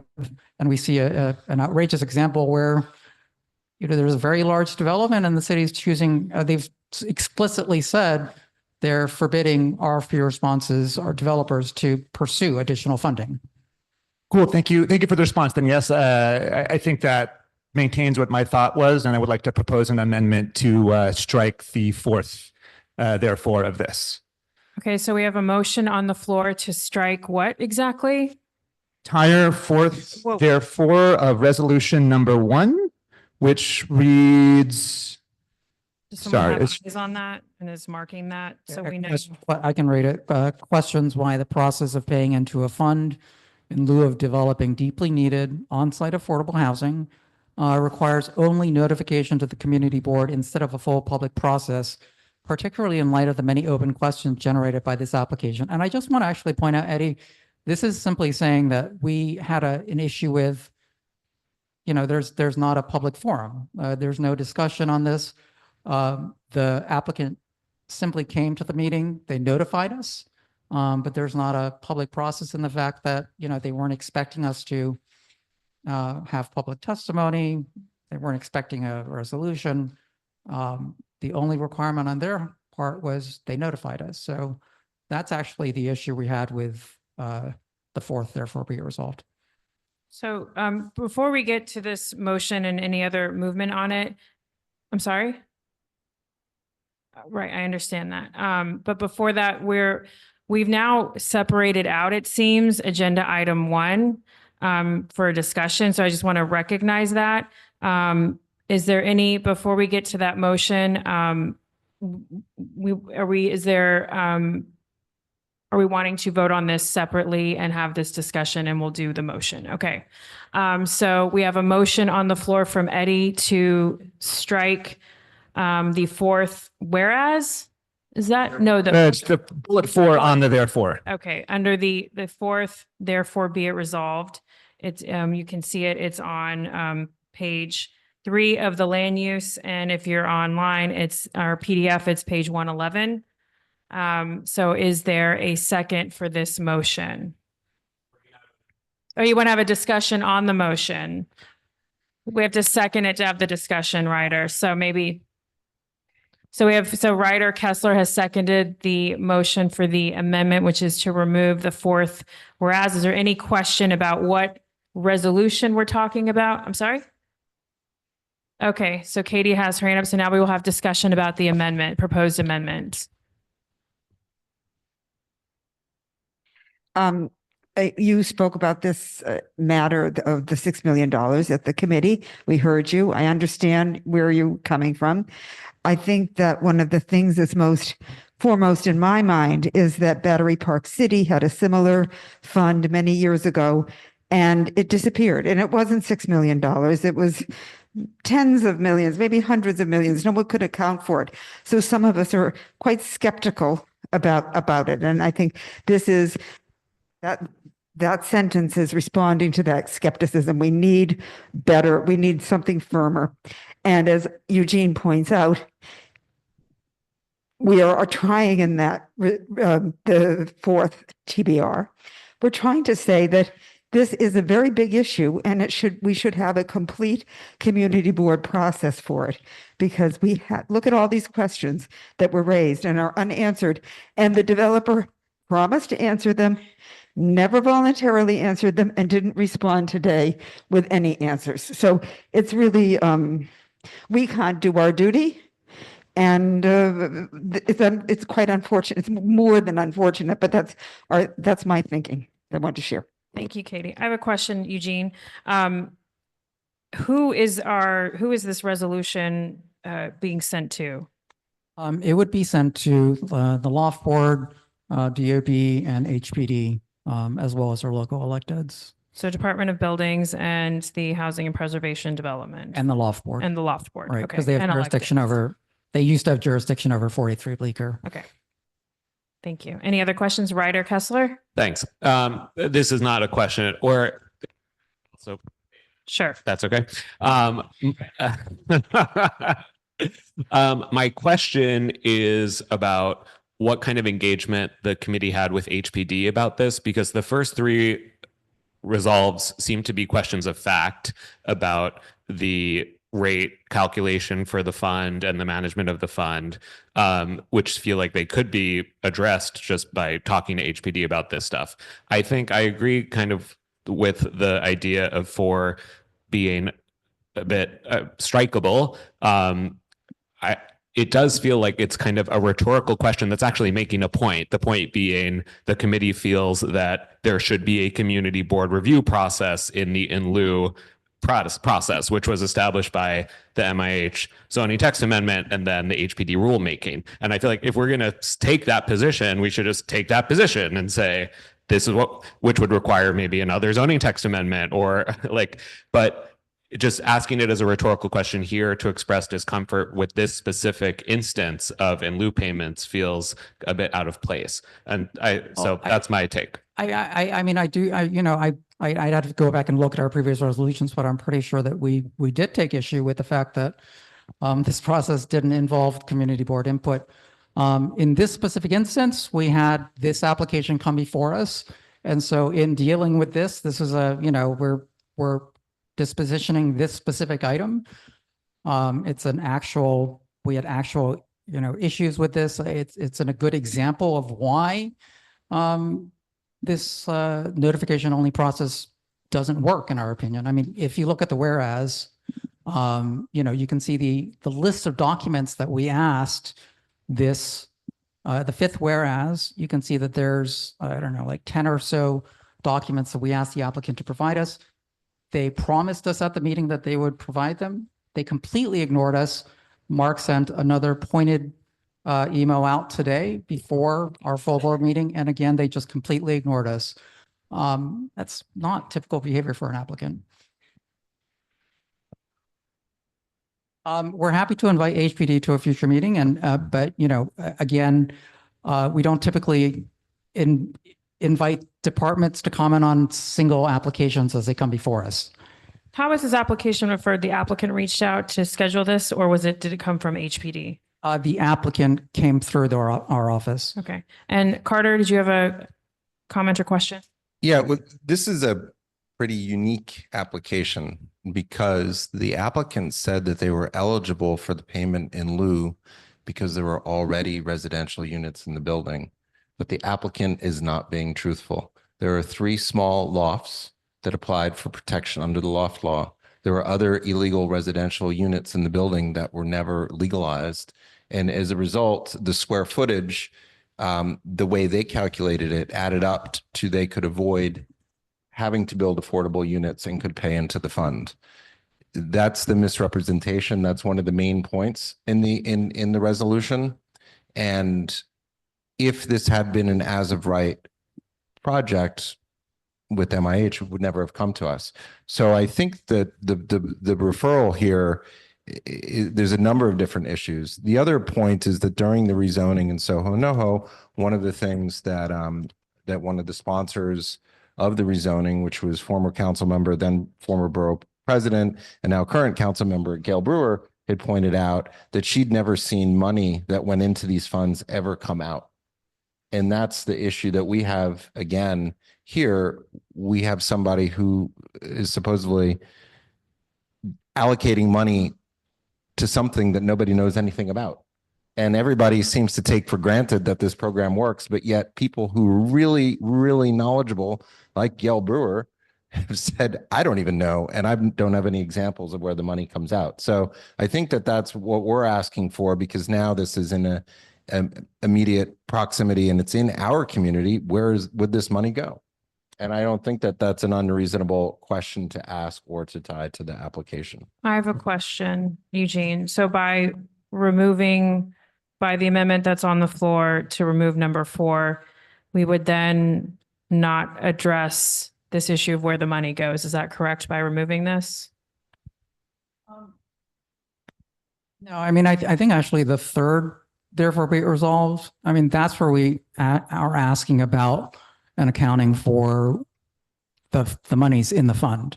So the third, therefore, be it resolved is talking about, who controls the fund. And, we have specific questions about where is this money going and who decides how does it come out? Again, number 4 is specifically just saying the process stinks, right? Because there's no process.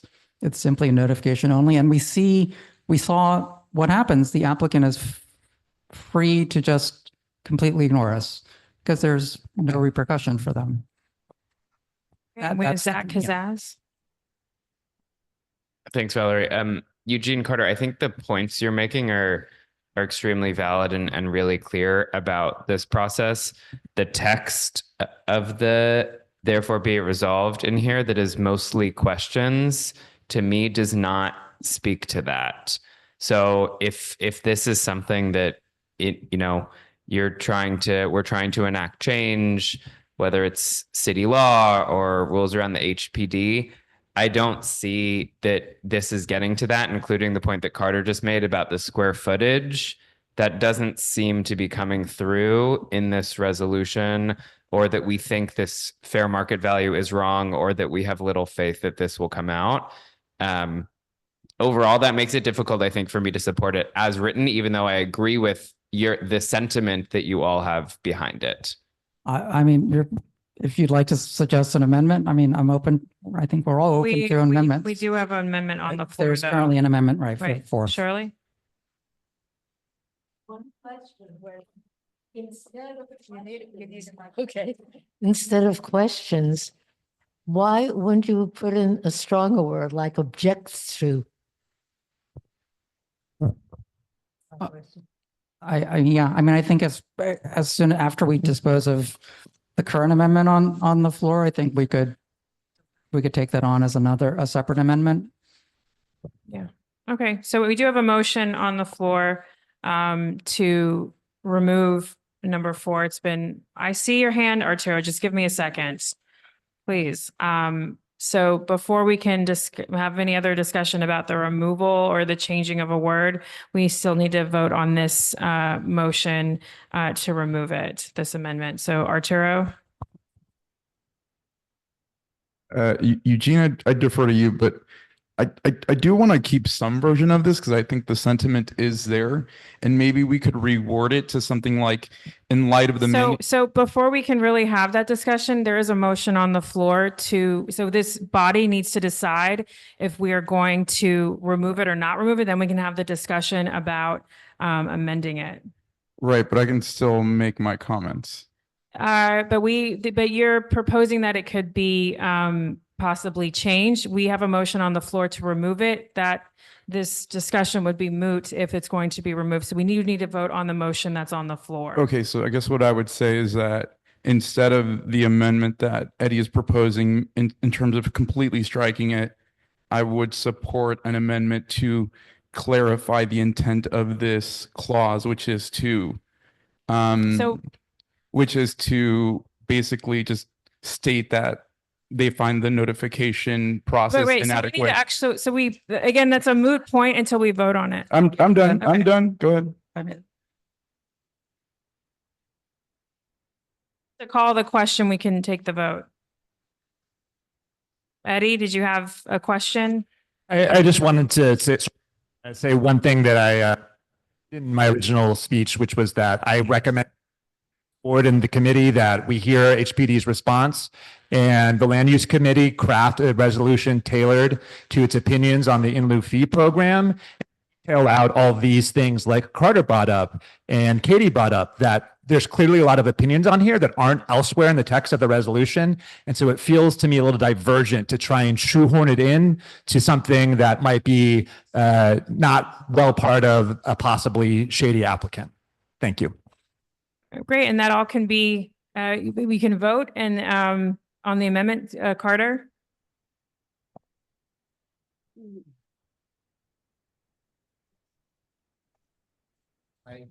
I think that when you look at number 4, just to speak to why I think it should stay in, if the board hadn't looked at it, this would have been missed.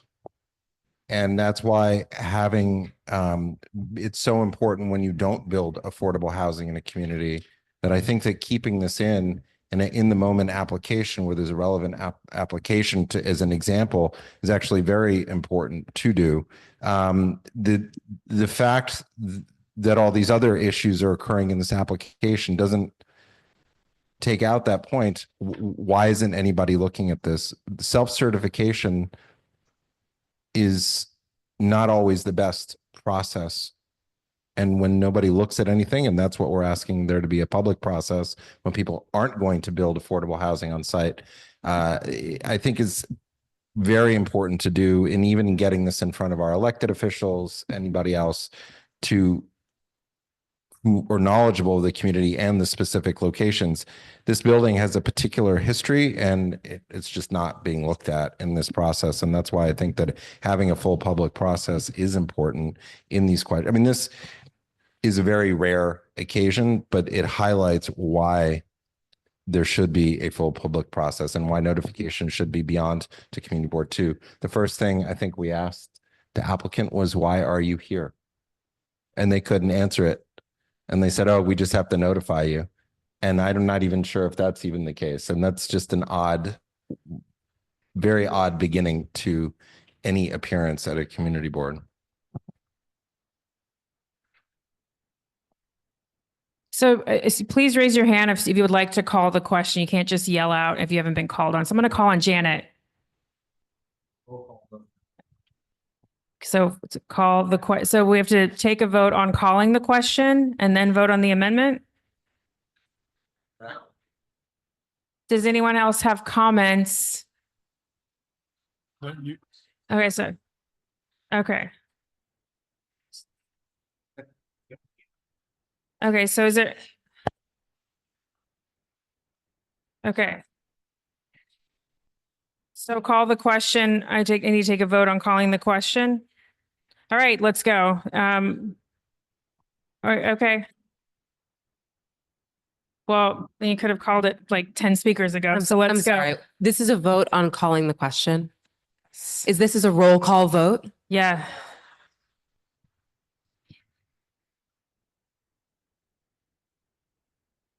Okay, so Janet. Okay, so is there any unwillingness to, or would you like, yes, so would we like to take item number 1 separately or to take items 1, 2, and 3 together? We always do the amendment, sorry. Let's do the amendment. I removed the call the question, so is there any unwillingness to vote on the amendment? Okay, so let's vote on the amendment. Emma, we are ready. This is a roll call vote on the amendment. Okay. Okay. I don't will think it not. has to Okay, I be. will not. I will. We're gonna do another I will one do a shortly. voice vote. Let's So all those in favor of the amendment as proposed, which is to remove the 4th whereas on resolution, the 4th, excuse me, therefore be it resolved on land use item number 1. All those in favor for the amendment. Okay, aye. That's favor of removing. an aye is in favor of removing. Thank you. Any? Hands. Yeah, Please if keep you your can hand keep up. Your hands up. Thank you so much, folks. And I'm going to let you know when you can put it down. And I is in favor of removing the 4th, therefore be it resolved on land use resolution number 1. R. Kessler, hand down. Juliet. Zach. Eddie. Chris, I can see behind the pole. Chris. Anybody else? Janet, thank you. And Ben, I see you too. Any other folks? Can you tell us how many? That's 1, 2, 3, 4, 5, 6, 7. So that's 7 in favor of the amendment, and then we are not done voting. So those opposed to removing number 4, the number 4, therefore be it resolved on land use item number 1. Perfect. Opposed. Okay. Can we ask, are there any recusals? Are there any abstentions or recusals? That would just save us some time. We have someone online, Dr. Smith.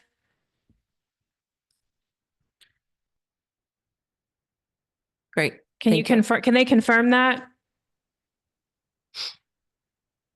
Frederica, what is your vote and on the amendment? And Dr. Smith, what is your vote on the amendment so that Emma can capture that? Well, I'm voting to yes for what's stated in the original by the committee. Got it. Thank So- you, Dr. Smith. So no on the amendment. Okay. And Frederica? And And I if was there's anyone opposed, else. I was opposed to remove, I was Okay. opposed to removing number 4. Thank you. Thanks, Frederica. Any abstentions, recusals? Can you give us that final vote count? Yep, 7 no, everybody else 4.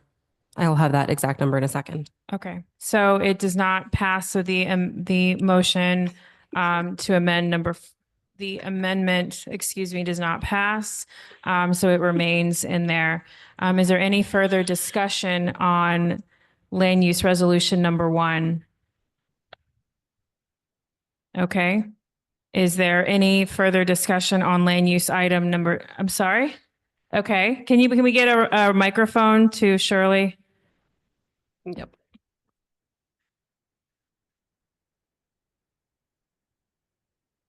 I just have a question. This isn't going to change anything. I did ask I about, just wondered what the relationship of this program is to micro hubs, because it sounds similar. Micro hubs. so we have a question about land use item number 2. We're going to take these, we are, The last mile, is that it? What you call? I'm sorry, Shirley, I'm going to have you pause just really quickly, just so I can get this in order here. So land use item number 1, are we wanting to vote on that separately and vote on that now? Or are we wanting to take items 2 and 3 and vote items 1 through 3 I just together? had a question on item 2, which was is the last mile related to micro hubs? That's all. But, oh, you're doing, oh, okay, sorry. Thought we had to move to item 2. Okay, so let's finish up number 1, then we'll go to 2 and 3. So land use item number 1, is there any further discussion? Is there any unwillingness to vote on land use item number 1? Okay, so all those in favor of land use item number 1? Aye. All those opposed?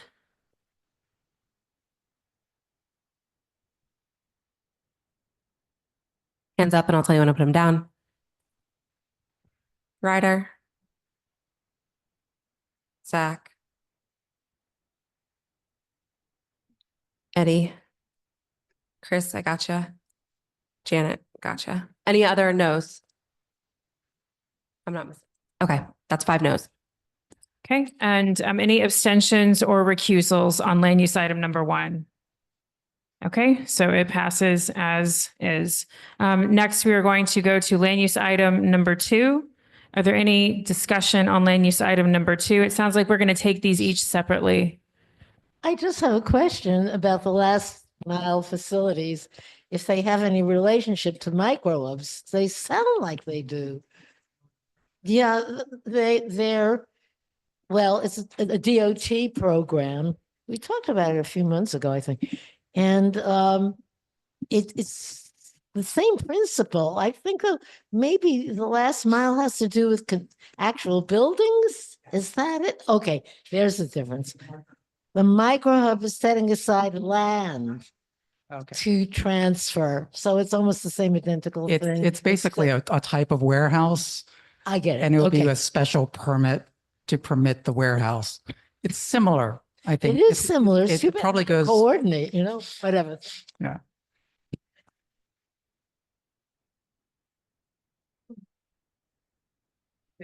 Okay, any other further discussion on land use item number 2? Is there any unwillingness to vote on land use item number 2?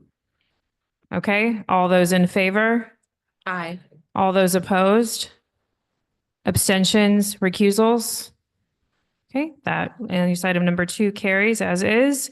And next, we will go to land use item number 3. Is there any discussion, clarifying questions about land use item number 3? Is there any, okay. Zach?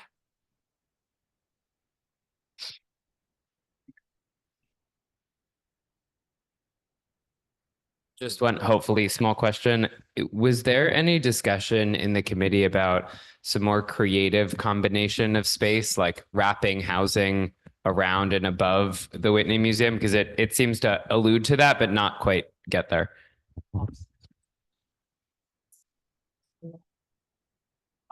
There, yes, Zach, there has been, and we've discussed this several times in committee, but there have been just, I think the other development that we keep pointing to is the MoMA, where it's a consolidated facility where there's on different floors, you have the museum, residences on top, and it's a much smarter way to build that can yield many more units of housing.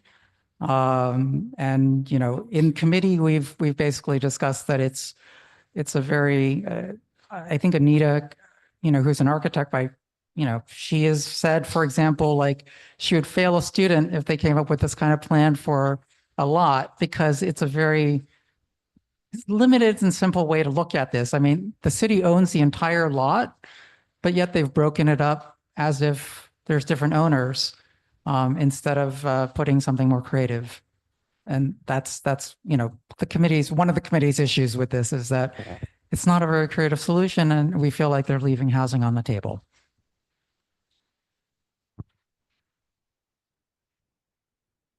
Are there any other questions? Susan Wittenberg, can we get a microphone? Thank you.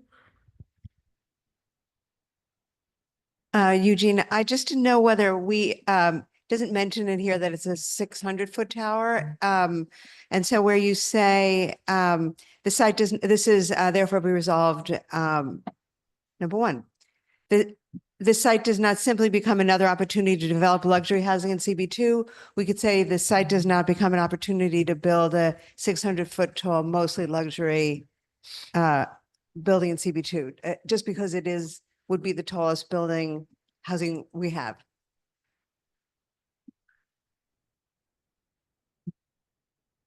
Are you proposing an amendment?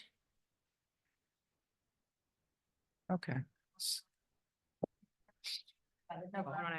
So there's no friendly amendment. So you want to make there are no friendly amendments. So if you want to make a change, make a motion to make the change and we'll vote on it. You did that. Just an amendment.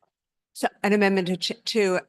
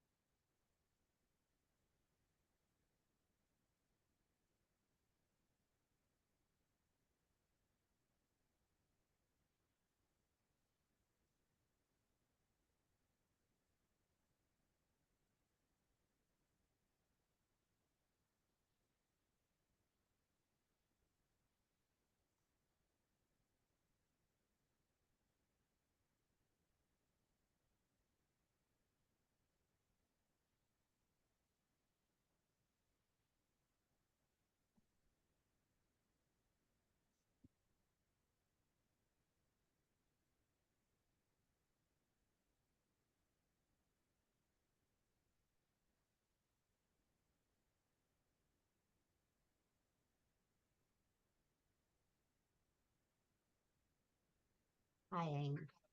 Oh. We can't hear anything.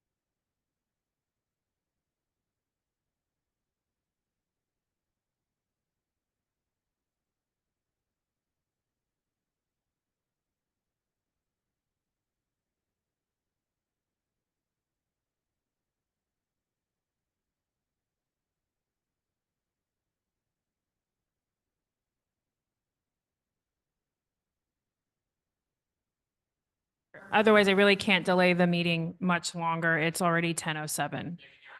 Okay, great. Wonderful. Thank you, Ryder. Is there any further discussion on the amendment?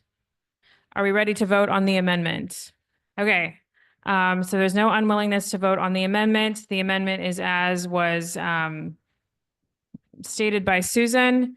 If somebody, Because there was no sound at that point.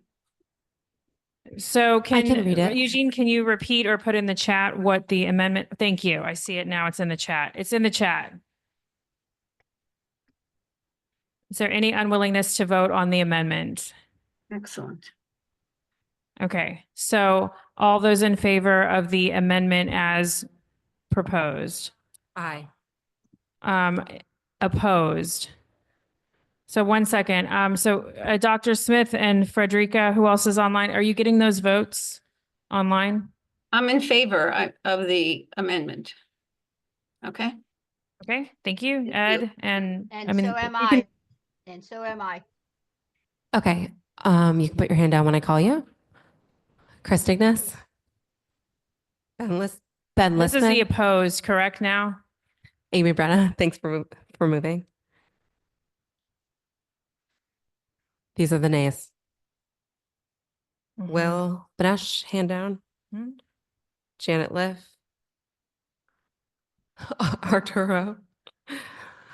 Eddie. And Ryder. Anybody I missed? Can you give the count? Mark, That's 8 nays. can you find out what Ed's vote is, please?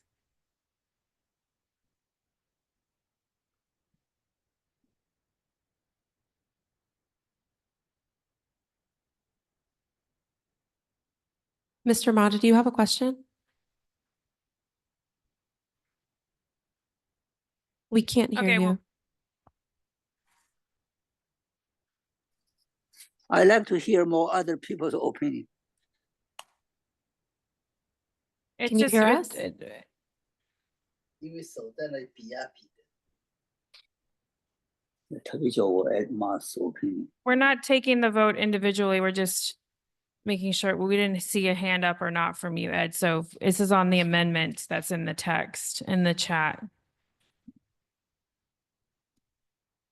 Can you tell us what the vote count is on the amendment? Yep. It was 8 noes and 27 yeses. Okay, so it does not pass. Or it does pass, excuse me. Yes, it passes. The amendment has passed, yes?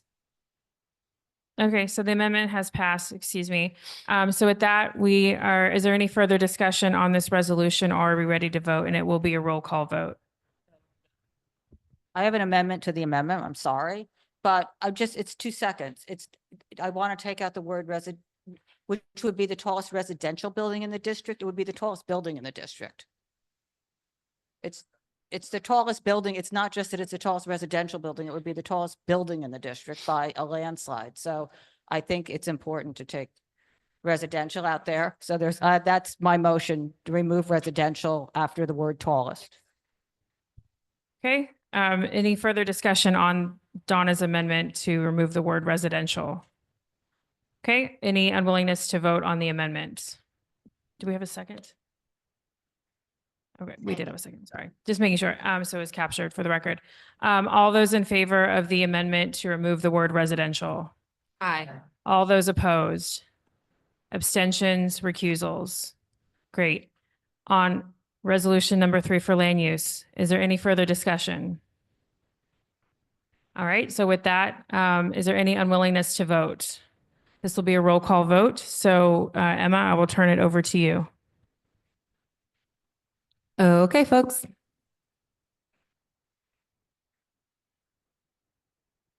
Susanna Aaron. William Benesh. Keen Berger. Carter Booth. Katie Bordenaro. Amy Brenna. Amy? Yes. Rich Cacapolo. Valerie De La Rosa. Yes. Chris Dignas. Arturo Fernandez. Can you repeat the votes, please? Yes. What are we voting on? Yep, I can do that. That's right. That's right. Would you like me to do that from the top? Yes. Arturo Fernandez? Aye. Mar Fitzgerald? Aye. Cormac Flynn? Aye. David Gruber? Yes.